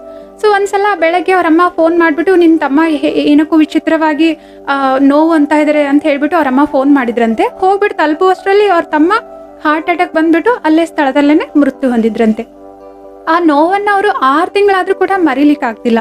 ಅವ್ರ ತಾಯಿ ಅಂತೂ ದುಃಖದಲ್ಲಿ ಇದ್ದೇ ಇದ್ದಾರೆ. ವಯಸ್ಸಿಗೆ ಬಂದ್ ಮಗ ಈ ರೀತಿ ಬೇಗ ಹೊರಟೋದ್ನಲ್ಲ, ನನ್ಗಿಂತ ಮುಂಚೆನೆ ಹೊರಟೋದ್ರಲ್ಲ ಅಂತ ಹೇಳ್ಬಿಟ್ಟು ದುಃಖಿ ಅಂತೂ ಆಗಿದ್ದಾರೆ ತಾಯಿ. ಈ ಅಕ್ಕನೂ ಕೂಡ ತುಂಬಾ ದುಃಖಿ ಆಗಿದ್ದಾರೆ. ಎಷ್ಟು ದುಃಖಿ ಆಗಿದ್ದಾರೆ ಅಂತಂದ್ರೆ ಅವ್ರು ಹತ್ತು ದುಃಖ ಪಟ್ಟು ಅದು ಅವ್ರ ಶರೀರದ ಮೇಲೆ ಕೂಡ ಪರಿಣಾಮ ಬೀರಿದೆ. ಅವ್ರ ಶರೀರನು ಕೂಡ ವೀಕ್ ಆಗ್ತಾ ಏನ್ ಇವ್ರು ಕೆಲಸ ಮಾಡ್ತಿದ್ರಲ್ಲ, ಇವಾಗ ಕೆಲ್ಸಕ್ಕೂ ಕೂಡ ರಜೆ ಹಾಕ್ಬಿಟ್ಟು ರೆಸ್ಟ್ ಮಾಡ್ತಾ ಇದ್ದಾರೆ. ಸೊ ಮನೆಯಲ್ಲಿ ಸಂಪಾದನೆಯ ಆಧಾರ ಅಂತಂದ್ರೆ ಇವರೇ ಇದ್ದಾರಂತೆ. ಇವಾಗ ತಾಯಿಯನ್ನು ನೋಡ್ಕೋಬೇಕು, ಮನೆಯಲ್ಲಿ ಮಕ್ಕಳು ಇದ್ದಾರೆ, ಅವ್ರ ಜವಾಬ್ದಾರಿನೂ ಇದೆ. ಇವಾಗ ಶರೀರ ಸಹಯೋಗ ಕೊಡ್ತಾ ಇಲ್ಲ. ಶರೀರ ಯಾಕೆ ಈ ಸ್ಥಿತಿಯನ್ನ ತಲುಪ್ತು? ಯಾಕಂದ್ರೆ ಮನಸ್ಸಿನಲ್ಲಿ ನೋವು ಆಗ್ತಿದೆ, ದುಃಖ ಆಗ್ತಿದೆ. ಆ ಪರಿಸ್ಥಿತಿ ಬಂದಿರೋದನ್ನ ಸ್ವೀಕಾರ ಮಾಡ್ಲಿಕ್ಕಾಗ್ಲಿಲ್ಲ. ಸೊ ಯಾವಾಗ್ಲೂ ಕೂಡ ತಮ್ಮನ್ನ ನೆನೆಸ್ಕೊಂಡು ದುಃಖಿ ಆಗ್ಬಿಟ್ಟು ಬೇಜಾರಾಗ್ಬಿಟ್ಟು ಸರಿಯಾಗಿ ನಿದ್ರೆ ಮಾಡಿಲ್ಲ. ಅದರ ಪ್ರಭಾವ ಇವಾಗ ಶರೀರದ ಮೇಲೆ ಇದೆ. ಸೊ ಒಂದು ತೊಂದರೆ ಅಂತೂ ಇತ್ತು, ಒಂದು ದುಃಖ ಅಂತೂ ಇತ್ತು. ಅದನ್ನ ನಾವು ಸರಿಯಾಗಿ ನಿಭಾಯಿಸ್ಲಿಲ್ಲ, ಸ್ವೀಕಾರ ಮಾಡ್ಲಿಲ್ಲ. ಈಗ ಮತ್ತೆ ಇನ್ನೊಂದು ದುಃಖ ಜೀವನದಲ್ಲಿ ಆಡ್ ಆಯ್ತು. ಸೊ ಅಂತಂದ್ರೆ ದುಃಖ, ಸಮಸ್ಯೆಗಳು, ಪರಿಸ್ಥಿತಿಗಳು ಎಲ್ಲಾನು ಕೂಡ ಬರ್ತವೆ ಆಕಸ್ಮಿಕವಾಗಿ. ಆದ್ರೆ ನಾವು ಸ್ವಲ್ಪ ನಮ್ಮ ಮನಸ್ಥಿತಿಯನ್ನ ಬಲಶಾಲಿ ಮಾಡ್ಕೊಳ್ಬೇಕಾಗಿದೆ, ಶಕ್ತಿಶಾಲಿ ಮಾಡ್ಕೊಳ್ಬೇಕಾಗಿದೆ. ಸೊ ಈ ಮನಸ್ಸನ್ನ ಶಕ್ತಿಶಾಲಿ ಮಾಡೋದ್ರಲ್ಲಿ ಧ್ಯಾನದ ಅಭ್ಯಾಸಗಳು, ಯೋಗದ ಅಭ್ಯಾಸಗಳು ಪ್ರಮುಖ ಪಾತ್ರವನ್ನ ವಹಿಸ್ತವೆ. ಸ್ವಲ್ಪ ನಾವು ಸಮಯ ಕೊಟ್ಬಿಟ್ಟು ಧ್ಯಾನ ಮಾಡೋದ್ರ ಮೂಲಕ, ಆತ್ಮದ ಅವಲೋಕನ ಮಾಡೋದ್ರ ಮೂಲಕ ಈ ವಾಸ್ತವಿಕ ಸತ್ಯಗಳನ್ನ ನಮ್ಮ ಜೀವನದಲ್ಲಿ ಏನೆಲ್ಲ ನಡೀತಾ ಇದಾವಲ್ವಾ, ಇದನ್ನ ಸ್ವೀಕಾರ ಮಾಡುವಂತಹ ಮನಸ್ಥಿತಿ ನಮ್ಮಲ್ಲಿ ನಾವು ಏನ್ ಮಾಡ್ಕೋಬಹುದು, ರಚನೆ ಮಾಡ್ಕೋಬಹುದಾಗಿದೆ. ವಾಸ್ತವಿಕ ಸತ್ಯ ಅಂತೂ ಇದೆ ಅಲ್ವಾ. ನಾವೆಲ್ಲರೂ ಕೂಡ ಇಲ್ಲಿ ಪ್ರಯಾಣಿಕರಾಗಿದ್ದೇವೆ.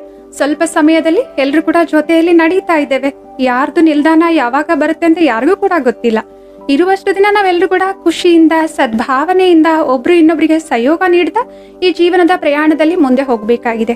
ಯಾರ್ದೋ ಒಂದು ನಿಲ್ದಾಣ ಬೇಗ ಬಂತು ಅಂತಂದ್ರೆ ಅವಾಗ್ಲೂ ಕೂಡ ನಾವು ಖುಷಿಯಿಂದ ಅವರ ಮುಂದಿನ ಪ್ರಯಾಣಕ್ಕಾಗಿ ಅವ್ರಿಗೆ ಹೃದಯದಿಂದ ಶುಭಾಶಯಗಳನ್ನ ಹೇಳ್ಬಿಟ್ಟು ಕಳಿಸ್ಬೇಕಾಗಿದೆ. ಅವ್ರು ಹೋದಾಗ್ಲೂ ನಾವ್ ಇಲ್ಲಿ ಕುತ್ಕೊಂಡು ದುಃಖ ಪಡ್ತಾ ಇದೀವಿ, ಅವ್ರು ಯಾಕೆ ಹೋದ್ರು, ಅವ್ರು ಹೋಗ್ಬಾರ್ದಾಗಿತ್ತು ಅಲ್ಲ ಅಂತ ಹೇಳ್ಬಿಟ್ಟು ನಾವಿಲ್ಲಿ ಅಳ್ತಾ ಇದೀವಿ, ರೋಧಿಸ್ತಾ ಇದೀವಿ, ದುಃಖಿ ಆಗ್ತಾ ಇದೀವಿ ಅಂತಂದ್ರೆ ಈ ಕಂಪನಗಳೇನಾಗ್ತವೆ, ಅವ್ರು ಎಲ್ಲಿ ಹೋಗಿದಾರಲ್ವಾ ಮುಂದಿನ ಪ್ರಯಾಣದಲ್ಲಿ ಅಲ್ಲಿ ಹೋಗಿ ತಲುಪ್ತಾ ಇರ್ತವೆ. ಅಲ್ಲಿ ಕೂಡ ಅವ್ರಿಗೆ ಖುಷಿ ಇರೋದಿಲ್ಲ. ನೀವು ಗಮನಿಸಿರ್ಬೋದು, ಚಿಕ್ಕ ಮಕ್ಕಳು ಜನ್ಮ ತಗೊಂಡಾದ್ಮೇಲೆ ಕೆಲವೊಂದು ಮಕ್ಕಳು ತುಂಬಾ ಅಳ್ತಿರ್ತಾರೆ. ರಾತ್ರಿ ಎಲ್ಲ ಅಳ್ತಿರ್ತಾರೆ, ದಿನದಲ್ಲಿ ಕೂಡ ಎಷ್ಟೋ ಬಾರಿ ಅಳ್ತಿರ್ತಾರೆ. ಎಷ್ಟು ಸಮಾಧಾನ ಮಾಡಿದ್ರು, ಎಷ್ಟು ಏನಂತಾನೆ ಅರ್ಥ ಆಗಲ್ಲ ಅವರು ಅಳೋದಕ್ಕೆ. ತುಂಬಾ ಅಳ್ತಿರ್ತಾರೆ. ಯಾಕೆ ಹಾಗಾಗ್ತಾ ಇದೆ? ಆ ಮಗು ಯಾವ ಪರಿವಾರದಿಂದ ಬಂದಿದೆ ನಮ್ಮೆಲ್ರಿಗೂ ಕೂಡ ಗೊತ್ತಿದೆ. ನಾವೆಲ್ಲರೂ ಕೂಡ ಚೈತನ್ಯ ಆತ್ಮಗಳು. ಆತ್ಮಕ್ಕೆ ಎಂದೂ ಕೂಡ ಸಾವಿಲ್ಲ. ಈ ಶರೀರ ವಿನಾಶಿಯಾಗಿದೆ. ಒಂದು ಶರೀರವನ್ನ ಬಿಟ್ಟು ನಾವು ಇನ್ನೊಂದು ಪ್ರಯಾಣವನ್ನ ಬೆಳೆಸ್ತೇವೆ ಅಂತಂದ್ರೆ ಇನ್ನೊಂದು ಶರೀರವನ್ನ ಪಡೆದುಕೊಳ್ತೇವೆ. ಸೊ ಆ ಮಗು ಯಾವ ಸ್ಥಳದಿಂದ ಬಂದಿದೆ, ಆ ಪರಿವಾರದವರು, ಕುಟುಂಬದವರು ಇನ್ನೂವರೆಗೂ ಆ ಮಗುವನ್ನ ಅಂದ್ರೆ ಆ ಆತ್ಮನನ್ನ ನೆನೆಸ್ಕೊಂಡು ಅಳ್ತಾ ಇದ್ದಾರೆ, ದುಃಖಿ ಆಗಿದ್ದಾರೆ ಅಂತಂದ್ರೆ ಆ ಕಂಪನಗಳು ಈ ಮಗುವಿನ ಹತ್ರ ಬಂದು ತಲುಪ್ತಾ ಇದೆ. ಈ ಮಗುನು ಕೂಡ ದುಃಖಿ ಆಗ್ತಾ ಇದೆ, ಅಳ್ತಾ ಇದೆ. ಸೊ ಈ ವಿಷಯದಲ್ಲಿ ಒಂದು ಪುಟ್ಟದಾದ ಕತೆ ನೆನಪಿಗೆ ಬರ್ತಾ ಇದೆ. ಒಂದು ಊರಿನಲ್ಲಿ ಒಂದು ಚಿಕ್ಕದಾದ ಪರಿವಾರ, ತಂದೆ ತಾಯಿ, ಒಂದು ಮಗಳು, ಒಬ್ಬ ಮಗಳು. ಸೊ ಆ ಮಗು ಚಿಕ್ಕ ವಯಸ್ಸಿನಲ್ಲೇನೆ ತಾಯಿ ಅನಾರೋಗ್ಯದ ಕಾರಣ ಶರೀರ ಬಿಟ್ಟಿರ್ತಾರೆ, ತೀರ್ಕೊಂಡಿರ್ತಾರೆ. ಅಪ್ಪನೇ ಆ ಮಗುವನ್ನ ಸಾಕ್ತಾ ಇರ್ತಾರೆ, ಹೆಣ್ಣು ಮಗು. ಸೊ 8 ವರ್ಷ ವಯಸ್ಸು, ಸ್ಕೂಲಿಗೆ ಕಳಿಸ್ತಿರ್ತಾರೆ. ಅವಳ ಪಾಲನೆಯನ್ನೆಲ್ಲ ಚೆನ್ನಾಗಿ ಮಾಡ್ತಿರ್ತಾರೆ. ಆದ್ರೆ ಒಂದು ದಿನ ಏನಾಯ್ತು ಅಂತಂದ್ರೆ ಆ ಮಗು ಸ್ಕೂಲಿಂದ ಬರ್ಬೇಕಾದ್ರೆ ರಸ್ತೆಯ ಅಪಘಾತದಲ್ಲಿ, ದುರ್ಘಟನೆಯಲ್ಲಿ ಆ ಮಗು ಅದೇ ಸ್ಥಳದಲ್ಲಿ ಸಾವನ್ನಪ್ಪುತ್ತೆ. ಅವ್ರ ತಂದೆಗೆ ಈ ವಿಷಯ ತಿಳಿದು ತುಂಬಾ ನೋವಾಗುತ್ತೆ, ದುಃಖ ಆಗುತ್ತೆ. ಮೊದಲೇ ಪತ್ನಿಯನ್ನ ಕಳೆದುಕೊಂಡಿದ್ರು, ಇವಾಗ ಆ ಪುಟ್ಟ ಮಗುವನ್ನು ಕೂಡ ಕಳೆದುಕೊಂಡು ಒಂಟಿ ಆದ್ನಲ್ಲ ಅಂತ ಹೇಳ್ಬಿಟ್ಟು ತುಂಬಾ ದುಃಖ ಆಗುತ್ತೆ ಅವರಿಗೆ.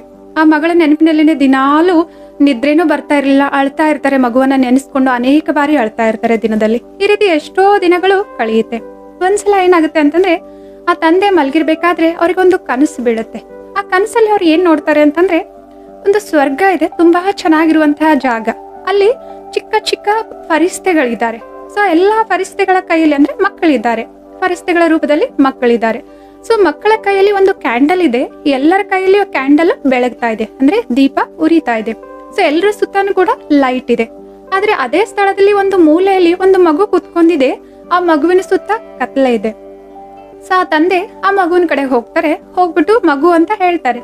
ಆ ಮಗು ಮುಖ ತೋರಿಸುತ್ತೆ. ಅವಾಗ ಅವ್ರು ಯಾರಾಗಿದ್ರು ಅಂತಂದ್ರೆ ಆ ವ್ಯಕ್ತಿಯ ಮಗಳೇ ಆಗಿದ್ರು. ಅದಕ್ಕೆ ಆ ತಂದೆಗೆ ದುಃಖ ಆಗುತ್ತೆ, ನನ್ ಮಗಳು ಇಲ್ಲಿ ಯಾಕೆ ಕತ್ಲೆಯಲ್ಲಿ ಕುತ್ಕೊಂಡಿದ್ದಾಳೆ ಮುಖವನ್ನ ಬಾಡಿಸ್ಕೊಂಡು ಅಂತ ಹೇಳ್ಬಿಟ್ಟು. ಸೊ ಆ ತಂದೆ ಕೇಳ್ತಾರೆ, ಯಾಕಮ್ಮ ನೀನು ಇಲ್ಲಿ ಬೇಜಾರಲ್ಲಿ ಕುಳಿತುಕೊಂಡಿದ್ಯಾ, ನಿನ್ ಕೈಯಲ್ಲಿರುವಂತಹ ಕ್ಯಾಂಡಲ್ ಯಾಕೆ ಉರಿತಾ ಇಲ್ಲ, ನೀನ್ ಯಾಕೆ ಕತ್ಲೆಯಲ್ಲಿ ಕುತ್ಕೊಂಡಿದ್ಯಾ ಅಂತ ಹೇಳ್ಬಿಟ್ಟು. ಅದಕ್ಕೆ ಆ ಮಗಳು ಹೇಳ್ತಾಳೆ, ಅಪ್ಪ ಇವರೆಲ್ಲರೂ ಸೇರ್ಬಿಟ್ಟು ನನ್ಗೆ ದಿನಾಲು ಸಹಾಯ ಮಾಡ್ತಾರೆ, ನನ್ನ ಕೈಯಲ್ಲಿರುವಂತ ಈ ಕ್ಯಾಂಡಲ್ ಕೂಡ ಉರಿಲಿ ಅಂತ ಹೇಳ್ಬಿಟ್ಟು ನಾನು ಅವ್ರ ತರ ಬೆಳಕಿನಲ್ಲಿ ಇರ್ಲಿ ಅಂತ ಹೇಳ್ಬಿಟ್ಟು.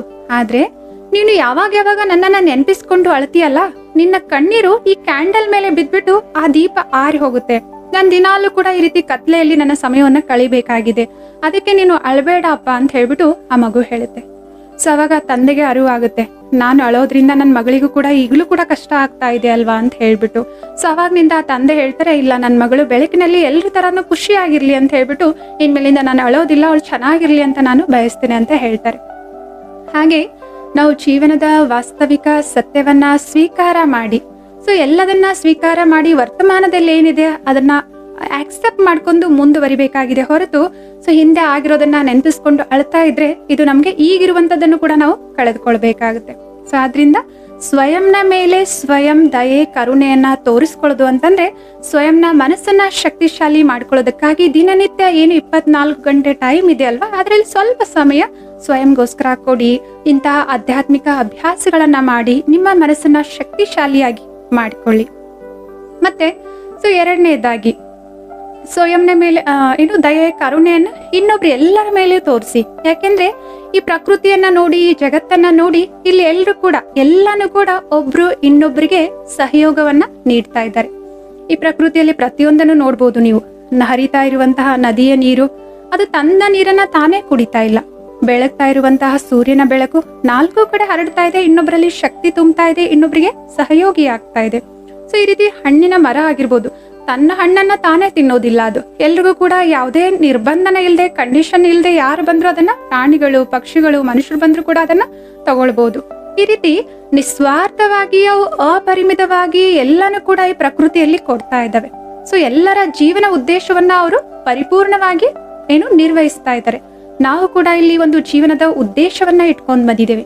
ನಮ್ಮೆಲ್ಲರ ಜೀವನದ ಉದ್ದೇಶ ಏನು ಅಂತಂದ್ರೆ ನಮ್ಮಲ್ಲಿರುವಂತಹ ಈ ದೈವಿ ಗುಣಗಳು ಆಂತರಿಕ ಶಕ್ತಿಗಳಿದ್ದಾವಲ್ವಾ, ಇವುಗಳನ್ನ ಯಾವುದೇ ಷರತ್ತುಗಳಿಲ್ಲದೆ, ಎಲ್ಲರೊಂದಿಗೂ ಯಾವುದೇ ಭೇದ ಭಾವ ಇಲ್ಲದೆ ಎಲ್ಲಾ ಸಮಯದಲ್ಲಿ ಹಂಚಿಕೊಳ್ಳೋದಾಗಿದೆ.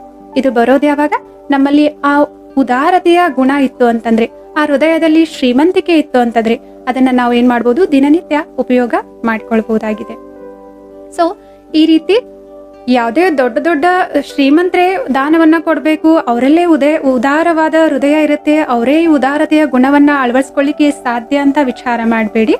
ನಮ್ಮಲ್ಲಿ ಏನಿದೆ ಅದನ್ನ ನಾವು ಇನ್ನೊಬ್ಬರೊಂದಿಗೆ ಹಂಚ್ಕೊಳ್ಳೋದು ಉದಾರತೆಯಾಗಿದೆ. ನಮ್ಮಲ್ಲಿ ಸಮಯ ಇದೆಯಾ, ಇನ್ನೊಬ್ರು ದುಃಖಿಯಾಗಿದ್ದಾರಾ, ಬೇಜಾರಲ್ಲಿದ್ದಾರೆ, ಹೋಗಿ ಅವ್ರ ಪಕ್ಕದಲ್ಲಿ ಕುತ್ಕೊಂಡ್ಬಿಟ್ಟು ಒಂದು 4 ಸಾಂತ್ವನದ ಮಾತು ಹೇಳೋದು ಕೂಡ ನಮ್ಮ ಉದಾರತೆಯಾಗಿದೆ.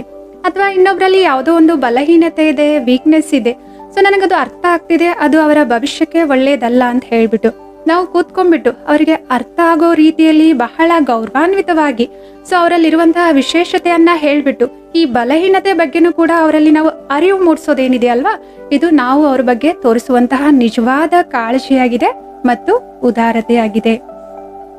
ಮತ್ತೆ ಇನ್ನೊಬ್ಬರಲ್ಲಿ ಏನೋ ಒಂದು ವಿಶೇಷತೆ ಇದ್ರೂ ಕೂಡ ನಾವು ಅದನ್ನ ಅವ್ರಿಗೆ ಹೇಳ್ಬೋದು, ಅದನ್ನ ಹೇಗೆ ಉಪಯೋಗ ಮಾಡ್ಕೊಂಡು ಆ ವಿಶೇಷತೆಯನ್ನ ಮುಂದುವರಿಸ್ಕೋಬಹುದು, ಅವ್ರ ಜೀವನಕ್ಕೆ ಅದನ್ನ ಹೇಗೆ ಅವರು ಲಾಭ ತಂದ್ಕೋಬಹುದು ಅಂತ ಹೇಳ್ಬಿಟ್ಟು ಇದರ ಅನುಭವವನ್ನು ಕೂಡ, ಅರಿವನ್ನು ಕೂಡ ನಾವು ಅವ್ರಿಗೆ ಮೂಡಿಸಬಹುದಾಗಿದೆ.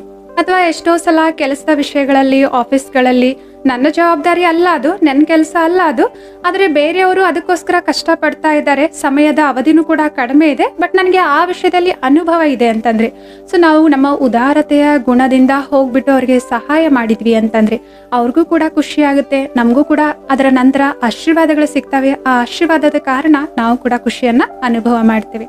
ನೋಡಿ, ಜೀವನದಲ್ಲಿ ಎಲ್ಲದಕ್ಕಿಂತ ಬೆಲೆ ಬಾಳುವಂತಹ ಅಥವಾ ಯಾರೂ ಸಹಾಯ ಮಾಡದೇ ಇರುವಂತಹ ಸಮಯದಲ್ಲಿ ನಮ್ಗೆ ಯಾವ್ದಾದ್ರೂ ಒಂದು ಸಹಾಯ ಮಾಡುತ್ತೆ ಅಂತಂದ್ರೆ ನಾವು ಸಂಪಾದನೆ ಮಾಡಿರುವಂತಹ ಈ ಆಶೀರ್ವಾದಗಳು. ಸೊ ಈ ಆಶೀರ್ವಾದಗಳನ್ನ ಸಂಪಾದನೆ ಮಾಡುವಂತ ಅವಕಾಶಗಳು ಜೀವನದಲ್ಲಿ ಎಲ್ಲೇ ಸಿಕ್ಕರೂ ಕೂಡ, ಬಲೆ ಅದು ಚಿಕ್ಕದಾದ್ರೂ ಆಗಿರ್ಬೋದು ಅಥವಾ ದೊಡ್ಡ ದೊಡ್ಡ ಅವಕಾಶಗಳಾದ್ರೂ ಆಗಿರ್ಬೋದು, ಅವಶ್ಯವಾಗಿ ಆ ಅವಕಾಶವನ್ನ ಸದುಪಯೋಗ ಪಡೆದುಕೊಳ್ಳಿ. ಯಾಕೆ ಅಂತಂದ್ರೆ ಈ ಆಶೀರ್ವಾದದಲ್ಲಿ ಕೇವಲ ಈ ಒಂದು ಜನ್ಮ ಅಷ್ಟೇ ಅಲ್ಲ, ನಮ್ಮ ಜನ್ಮ ಜನ್ಮಾಂತರ ಈ ಆಶೀರ್ವಾದಗಳು ನಮ್ಮ ಪುಣ್ಯದ ಫಲದ ರೂಪದಲ್ಲಿ ನಮ್ಮ ಜೊತೆ ಬರ್ತವೆ. ನಮ್ಮ ಕಷ್ಟದ ಸಮಯದಲ್ಲಿ ನಮ್ಮ ಶಕ್ತಿಯಾಗಿ ನಮ್ಗೆ ಸಹಾಯ ಮಾಡ್ತವೆ. ಸೊ ನಿಮ್ಮ ಉದಾರತೆಯ ಗುಣವನ್ನ ದಿನನಿತ್ಯ ನೀವು ಎಲ್ಲೆಲ್ಲಿ ಯೂಸ್ ಮಾಡಬಹುದು ಅದನ್ನ ಲಿಸ್ಟ್ ಮಾಡ್ಕೊಳ್ಳಿ. ಅವಶ್ಯವಾಗಿ ಅಲ್ಲಿ ಉಪಯೋಗ ಮಾಡಿ. ಅಥವಾ ಉಪಯೋಗ ಮಾಡದೇ ಇರೋದಕ್ಕೆ ಏನಾದ್ರೂ ಕಾರಣಗಳಿದಾವ, ಆ ಕಾರಣಗಳ ತಿಳಿದುಕೊಳ್ಳಿ. ಕೆಲವೊಂದ್ಸಲ ಏನಾಗುತ್ತೆ ಅಂತಂದ್ರೆ, ಡೊನೇಷನ್ ಕೊಡ್ಬೇಕು ಅಂತ ಇಷ್ಟ ಇರುತ್ತೆ, ಆದ್ರೆ ಅವ್ರಿಗೆ ಏನ್ ಸಂಕಲ್ಪ ಬರುತ್ತೆ ಅಂತಂದ್ರೆ, ಯಾರಿಗೆ ಕೊಡ್ತಾ ಇದೀನಲ್ವಾ ಅವ್ರು ಎಲ್ಲಿ ಉಪಯೋಗ ಮಾಡ್ತಾ ಇದ್ದಾರೆ, ಅವ್ರೇನಾದ್ರೂ ಅದರ ದುರ್ಬಳಕೆ ಮಾಡಿದ್ರು ಅಂತಂದ್ರೆ, ಅವ್ರೇನಾದ್ರೂ ಬೇಡದೇ ಇರುವ ವಸ್ತುಗಳಲ್ಲಿ ಅದನ್ನ ಉಪಯೋಗ ಮಾಡಿದ್ರು ಅಂತಂದ್ರೆ, ಬಿಡು ಏನಕ್ಕೆ ಸುಮ್ನೆ ಅಂತ ಹೇಳ್ಬಿಟ್ಟು ಕೊಡುವಂತ ಮನೋಭಾವನೆ ಇದೆ. ಆದ್ರೆ ಅದು ಎಲ್ಲಿ ಉಪಯೋಗ ಆಗ್ತಾ ಇದೆ ಅಂತ ಹೇಳ್ಬಿಟ್ಟು ಕ್ಲಾರಿಟಿ ಇಲ್ಲ, ಸ್ಪಷ್ಟನೆ ಇಲ್ಲ. ಅದಕ್ಕೋಸ್ಕರ ಏನ್ ಮಾಡ್ತಾ ಇದ್ರೆ, ಅವರ ಕೊಡುವಂತಹ ಗುಣವನ್ನ ಅವರು ಉಪಯೋಗ ಮಾಡ್ತಾ ಇಲ್ಲ. ಅಂತ ಸಂದರ್ಭದಲ್ಲಿ ಕೂಡ ನೀವು ಇದೀರಾ ಅಂತಂದ್ರೆ, ಸೊ ಏನ್ ಮಾಡಿ, ಒಂದು ಹೆಜ್ಜೆ ಮುಂದೆ ಹೋಗ್ಬಿಟ್ಟು ಸ್ವಲ್ಪ ಪರಿಶ್ರಮ ಪಟ್ಟು ಯಾರು ಸರಿಯಾದ ರೀತಿಯಲ್ಲಿ ಆ ಹಣವನ್ನ ಬಳಸ್ತಾ ಇದ್ದಾರೆ, ಎಲ್ಲಿ ನಾನು ಕೊಟ್ರೆ ಈ ಹಣ ಸದುಪಯೋಗ ಆಗುತ್ತೆ ಅಂತ ಹೇಳ್ಬಿಟ್ಟು ಅದರ ಆ ಕಾರ್ಯಗಳನ್ನ ತಿಳಿದುಕೊಂಡು ಎಲ್ಲಿ ಉಪಯೋಗ ಆಗ್ತಿದೆ ಅಂತ ಹೇಳ್ಬಿಟ್ಟು ಸ್ವಲ್ಪ ಸಮಯ ಕೊಟ್ಟು ತಿಳಿದುಕೊಂಡು ನಿಮ್ಮ ಕೊಡುವಂತಹ ಗುಣವನ್ನ ಅವಶ್ಯವಾಗಿ ಉಪಯೋಗ ಮಾಡಿ. ಇದರಿಂದ ಎಷ್ಟೋ ಜನರಿಗೆ ಸಹಾಯ ಆಗುತ್ತೆ. ಯಾಕೆಂತಂದ್ರೆ ಈ ಜಗತ್ತಿನಲ್ಲಿ ಇವತ್ತು ಮಾತನಾಡೋರ್ಕಿಂತ ಕಾರ್ಯದಲ್ಲಿ ಯಾರು ಮಾಡ್ತಾ ಇದಾರಲ್ವಾ ಅವರು ಶ್ರೇಷ್ಠರಾಗಿದ್ದಾರೆ. ಈ ಉದಾರತೆಯ ಗುಣ ನಮ್ಮನ್ನ ಮಹಾನ್ರನ್ನಾಗಿ ಮಾಡುತ್ತೆ, ಎಷ್ಟೋ ಜನರಿಗೆ ಆಶ್ರಯವನ್ನ ನೀಡುತ್ತೆ. ಸೊ ಆದ್ರಿಂದ ಏನೇ ನಿಮ್ಗೆ ಇದರಲ್ಲಿ ಡೌಟ್ ಇದೆಯಾ ಅಥವಾ ನಿಮ್ಗೆ ಕೊಡ್ಬೇಕಂತ ಇದೆ, ಆದ್ರೆ ಈ ರೀತಿಯ ಡೌಟ್ಗಳಿಂದ ನೀವು ಕೊಡ್ತಾ ಇಲ್ಲ ಅಂತಂದ್ರೆ ಏನೇ ಕಾರಣಗಳಿರ್ಬೋದು, ಆ ಕಾರಣಗಳನ್ನ ನಾನು ಯಾವ ರೀತಿ ನಿವಾರಣೆ ಮಾಡ್ಕೋಬೇಕು ಅಂತ ಹೇಳ್ಬಿಟ್ಟು ನಿವಾರಣೆ ಮಾಡ್ಕೊಂಡು ಈ ಗುಣವನ್ನ ನೀವು ಧಾರಾಳವಾಗಿ ನಿಮ್ಮ ಜೀವನದಲ್ಲಿ ಉಪಯೋಗ ಮಾಡಿ. ಆದ್ರೆ ಇಲ್ಲಿ ಏನ್ ಗಮನ ಕೊಡ್ಬೇಕು ಅಂತಂದ್ರೆ, ಯಾರಿಗೆ ನೀವು ಕೊಡ್ತಾ ಇದ್ದೀರಲ್ವಾ ಅವರನ್ನ ನಿಮ್ ಮೇಲೆ ಸದಾ ಡಿಪೆಂಡೆಂಟ್ ಮಾಡ್ಕೊಳ್ಬೇಡಿ. ಈ ರೀತಿನೂ ಆಗ್ಬಾರ್ದು, ಸದಾ ನೀವು ಅವರಿಗೆ ಕೊಡ್ತಾ ಇದ್ದೀರಾ, ಅವ್ರು ಆರಾಮಾಗಿ ನಿಮ್ಮಿಂದ ಯಾವಾಗ ಬೇಕೋ ಅವಾಗ ತೆಗೆದುಕೊಳ್ತಾ ಇದ್ದಾರೆ. ಈ ರೀತಿ ನಿಮ್ಮ ಮೇಲೆ ಆಧಾರಿತನೂ ಆಗ್ಬಾರ್ದು. ಸೊ ಒಂದು ಉದಾಹರಣೆಗೆ ಅವ್ರಿಗೆ ಸಲಹೆ ಬೇಕಾಗಿತ್ತು, ನೀವು ಒಂದ್ಸಲ ಸಲಹೆ ಕೊಟ್ರಿ, ಅದು ಅವ್ರ ಜೀವನದಲ್ಲಿ ವರ್ಕ್ ಆಯ್ತು. ಎರಡನೇ ಸಲ ಮತ್ತೆ ಬರ್ತಾರೆ, ನನಗೆ ಈ ತರ ಸಮಸ್ಯೆ ಇದೆ, ನನಗೆ ಸಲಹೆ ಹೇಳಿ ಅಂತ ಹೇಳ್ಬಿಟ್ಟು. ಅಥವಾ ಯಾವುದೋ ಒಂದು ವಿಷಯದಲ್ಲಿ ಅವ್ರು ನಿರ್ಣಯ ತಗೊಳ್ಬೇಕಾಗಿರುತ್ತೆ, ಅದಕ್ಕೂ ಕೂಡ ಅವ್ರು ನಿಮ್ಮ ಹತ್ರನೇ ಬರ್ತಾರೆ. ಅಥವಾ ಜೀವನದಲ್ಲಿ ನಡೆಯುವಂತಹ ಚಿಕ್ಕ ಪುಟ್ಟ ವಿಷಯಗಳಿಗೂ ಕೂಡ ನಿಮ್ಗೆ ಕಾಲ್ ಮಾಡ್ತಾರೆ. ಇದೇನಾಯ್ತು ಹಾಗಿದ್ರೆ, ಅವ್ರು ಕಂಪ್ಲೀಟ್ ಆಗಿ ನಿಮ್ಮ ಮೇಲೆ ಡಿಪೆಂಡ್ ಆದ್ರು ಅಂತ ಅರ್ಥ. ಕೊಡೋ ಗುಣ ಒಳ್ಳೇದು, ಹಾಗಂತ ಹೇಳ್ಬಿಟ್ಟು ಅವರನ್ನ ನಿಮ್ಮ ಮೇಲೆ ಆಧಾರಿತರನ್ನಾಗಿ ಮಾಡ್ಕೊಳ್ಬೇಡಿ. ಕೊಡೋದರ ಜೊತೆಗೆ ಅವರಿಗೂ ಕೂಡ ಆ ಜ್ಞಾನವನ್ನ ಕೊಡಿ, ಅವರಲ್ಲಿ ಕೂಡ ಶಕ್ತಿಯನ್ನ ತುಂಬಿ, ಅವರನ್ನು ಕೂಡ ಸಶಕ್ತರನ್ನಾಗಿ ಮಾಡಿ. ಸೊ ಅವ್ರ ಜೀವನದಲ್ಲಿ ಬರುವಂತಹ ಅನೇಕ ಸನ್ನಿವೇಶಗಳನ್ನ ಅವ್ರು ಸ್ವಯಂ ಎದುರಿಸಬೇಕು, ತಮ್ಮ ಕಾಲಿನ ಮೇಲೆ ತಾವು ಸ್ವಯಂ ನಿಂತ್ಕೊಳ್ಬೇಕು.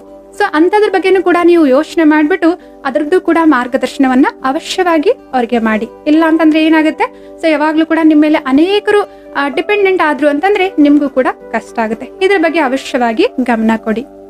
ಆದ್ರಿಂದ ಕೆಲವೊಬ್ರು ಹೇಳ್ತಾರೆ, ಈ ನಕಾರಾತ್ಮಕತೆಯಿಂದ ಕೂಡಿರುವಂತಹ, ಸ್ವಾರ್ಥದಿಂದ ಕೂಡಿರುವಂತಹ ಈ ಜಗತ್ತಿನಲ್ಲಿ ಸಕಾರಾತ್ಮಕವಾಗಿರೋದು ಮತ್ತು ನಮ್ಮ ಉದಾರತೆಯನ್ನ ತೋರಿಸೋದು ಬಹಳ ಕಷ್ಟ ಅನ್ಸುತ್ತೆ ಅಂತ ಹೇಳ್ತಾರೆ. ಆದ್ರೆ ನೋಡಿ, ಒಂದು ಅಗರಬತ್ತಿ ಹೇಗೆ 4 ಕಡೆ ದುರ್ಗಂಧ ಇದ್ರೂ ಕೂಡ ತನ್ನ ಸಾಮರ್ಥ್ಯದ ಅನುಸಾರವಾಗಿ ಅದು ಪ್ರಾಮಾಣಿಕವಾಗಿ ಸುಗಂಧವನ್ನ ಹರಡಿಸುವಂತಹ ಕಾರ್ಯವನ್ನ ನಿರಂತರವಾಗಿ ಮಾಡ್ತಾ ಇರುತ್ತೆ ಮತ್ತು ಆ ಪರಿಸರದಲ್ಲಿ ಬದಲಾವಣೆಯನ್ನ ತರುತ್ತೆ. ಹಾಗೇನೆ ನಮ್ಮ ಒಳಗಡೆ ಇರುವಂತಹ ಸದ್ಗುಣಗಳನ್ನ ನಾವು ನಮ್ಮ ವಿಚಾರಗಳ ಮೂಲಕ, ನಮ್ಮ ಮಾತುಗಳ ಮೂಲಕ, ನಮ್ಮ ವ್ಯವಹಾರಗಳ ಮೂಲಕ ಇನ್ನೊಬ್ಬರೊಂದಿಗೆ ನಾವು ಹಂಚಿಕೊಂಡಷ್ಟು ಸೊ ಇಲ್ಲಿ ಪರಿಸ್ಥಿತಿಗಳು ಮತ್ತು ವ್ಯಕ್ತಿಗಳು ಕೂಡ ಪರಿವರ್ತನೆ ಆಗ್ತಾರೆ. ನಮ್ಮ ವಿಚಾರಗಳ ಮೂಲಕ ಸದ್ಭಾವನೆಯನ್ನ ಹರಡಿಸೋಣ, ಒಳ್ಳೆಯ ವಿಚಾರಗಳನ್ನ, ಶ್ರೇಷ್ಠ ವಿಚಾರಗಳನ್ನ ಉದಾರ ಚಿತ್ತದಿಂದ ಎಲ್ಲರ ಪ್ರತಿನೂ ಕೂಡ ನಾವು ವಿಚಾರ ಮಾಡೋಣ. ನಮ್ಮ ಮಾತುಗಳಿಂದ ಇನ್ನೊಬ್ಬರಿಗೆ ಸ್ಫೂರ್ತಿಯನ್ನ ನೀಡುವಂತಹ, ಇನ್ನೊಬ್ಬರ ಜೀವನಕ್ಕೆ ಮಾರ್ಗದರ್ಶನ ಆಗುವಂತಹ, ಇನ್ನೊಬ್ಬರ ಗೊಂದಲಗಳನ್ನ ದೂರ ಮಾಡುವಂತಹ ಹಿತವಾದ ನುಡಿಗಳನ್ನ ನಾವು ಏನ್ ಮಾಡೋಣ, ದಯಾ ಹೃದಯದಿಂದ ಅಥವಾ ಉದಾರ ಹೃದಯದಿಂದ ನಮ್ಮ ಮಾತುಗಳ ಮೂಲಕ ಈ ಉದಾರತೆಯನ್ನ ಇನ್ನೊಬ್ಬರೊಂದಿಗೆ ಹಂಚಿಕೊಳ್ಳೋಣ. ನಮ್ಮ ಕಾರ್ಯ ವ್ಯವಹಾರಗಳಿಂದನೂ ಕೂಡ ನಾವು ಈ ಉದಾರತೆಯ ಗುಣವನ್ನ, ನಮ್ಮ ಗುಣಗಳ ದಾನ ಮಾಡೋದ್ರಿಂದ ಈ ಉದಾರತೆಯ ಗುಣವನ್ನ ನಾವು ಇನ್ನೊಬ್ಬರೊಂದಿಗೆ ಹಂಚಿಕೊಳ್ಬಹುದಾಗಿದೆ. ಸೊ ಈ ಉದಾರತೆಯ ಗುಣವನ್ನ ದಿನಾಲು ನಮಗೆ ನಾವು ಸ್ಮರಣೆ ಮಾಡಿಕೊಂಡು ನಮ್ಮ ದಿನನಿತ್ಯದ ಜೀವನದಲ್ಲಿ ಉಪಯೋಗ ಮಾಡೋದಕ್ಕಾಗಿ ಧ್ಯಾನದ ಮೂಲಕ ಇದರ ಅಭ್ಯಾಸವನ್ನ ಮಾಡೋಣಂತೆ. ಎಲ್ಲರೂ ಕೂಡ ಎಲ್ಲಿದ್ದೀರಾ ಅಲ್ಲಿ ಕಂಫರ್ಟೇಬಲ್ ಆಗಿ ಕುಳಿತುಕೊಳ್ಳಿ, ಆರಾಮಾಗಿ ಕುಳಿತುಕೊಳ್ಳಿ. ಮನಸ್ಸು ಬುದ್ಧಿಯನ್ನ 4 ಕಡೆಯಿಂದ ಸಮೇಟನೆ ಮಾಡ್ತಾ ಭ್ರುಕುಟಿಯ ಮಧ್ಯಭಾಗದಲ್ಲಿ ಏಕಾಗ್ರ ಮಾಡಿ. ಏನೆಲ್ಲವೂ ಶಬ್ದ ಕೇಳಿಸ್ತಾ ಇದೆ ನಿಮ್ಮ ಸುತ್ತಮುತ್ತ, ಅದೆಲ್ಲವನ್ನ ಕೇಳಿಸ್ಕೊಳ್ತಾ ನಿಮ್ಮ ಗಮನವನ್ನ ಈ ಭ್ರುಕುಟಿಯ ಮಧ್ಯಭಾಗದಲ್ಲಿ ತೆಗೆದುಕೊಂಡು ಬನ್ನಿ. ಸ್ವಯಂ ನನ್ನ ನೋಡಿಕೊಳ್ಳಿ. ನಾನು ಚೈತನ್ಯ ಶಕ್ತಿ ಆತ್ಮ ಈ ಭ್ರುಕುಟಿಯ ಮಧ್ಯಭಾಗದಲ್ಲಿ ವಿರಾಜಮಾನನಾಗಿದ್ದೇನೆ.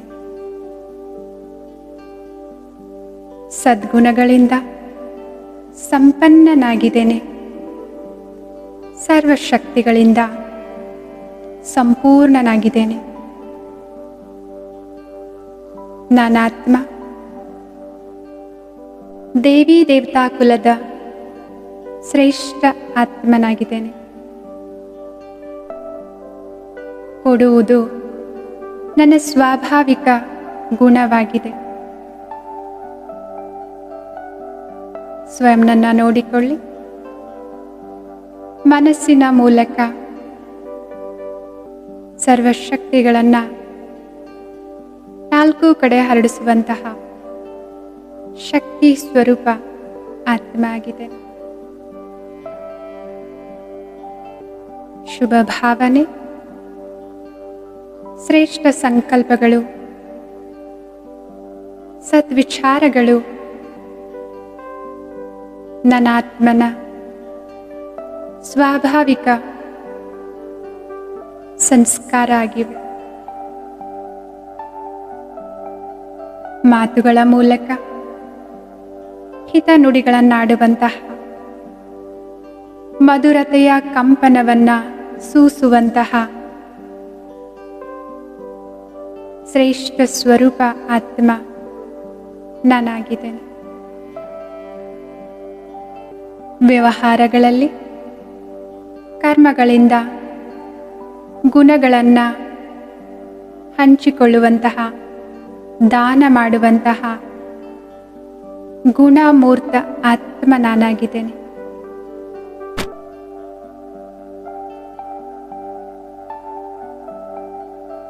ನನ್ನ ಆತ್ಮನಿಂದ ನಿರಂತರವಾಗಿ ಸದ್ಗುಣಗಳ ಪರಿಮಳ ಕಂಪನಗಳ ರೂಪದಲ್ಲಿ 4 ಕಡೆ ಹೊರಹೊಮ್ತಾ ಇದೆ. ಎಲ್ಲ ಸಿದ್ಧಿಗಳಿಂದ ಸಂಪೂರ್ಣನಾಗಿರುವಂತಹ ಸಿದ್ಧಿ ಸ್ವರೂಪ ಆತ್ಮನಾಗಿದೆ.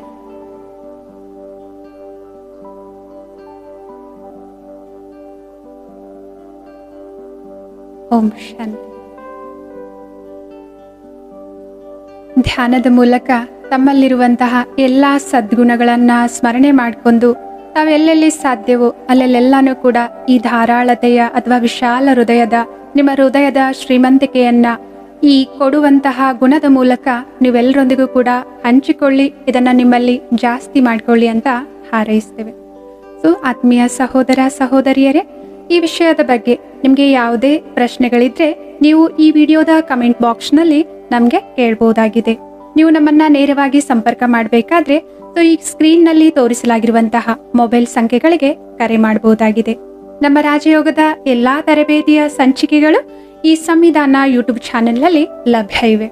ಮುಂದಿನ ಸಂಚಿಕೆಯಲ್ಲಿ ಮತ್ತೊಂದು ವಿಷಯದೊಂದಿಗೆ ನಾವೆಲ್ಲರೂ ಕೂಡ ಭೇಟಿಯಾಗೋಣ. ಅಲ್ಲಿವರೆಗೂ ತಮ್ಮೆಲ್ಲರಿಗೂ ನಮಸ್ತೆ. ಓಂ ಶಾಂತಿ.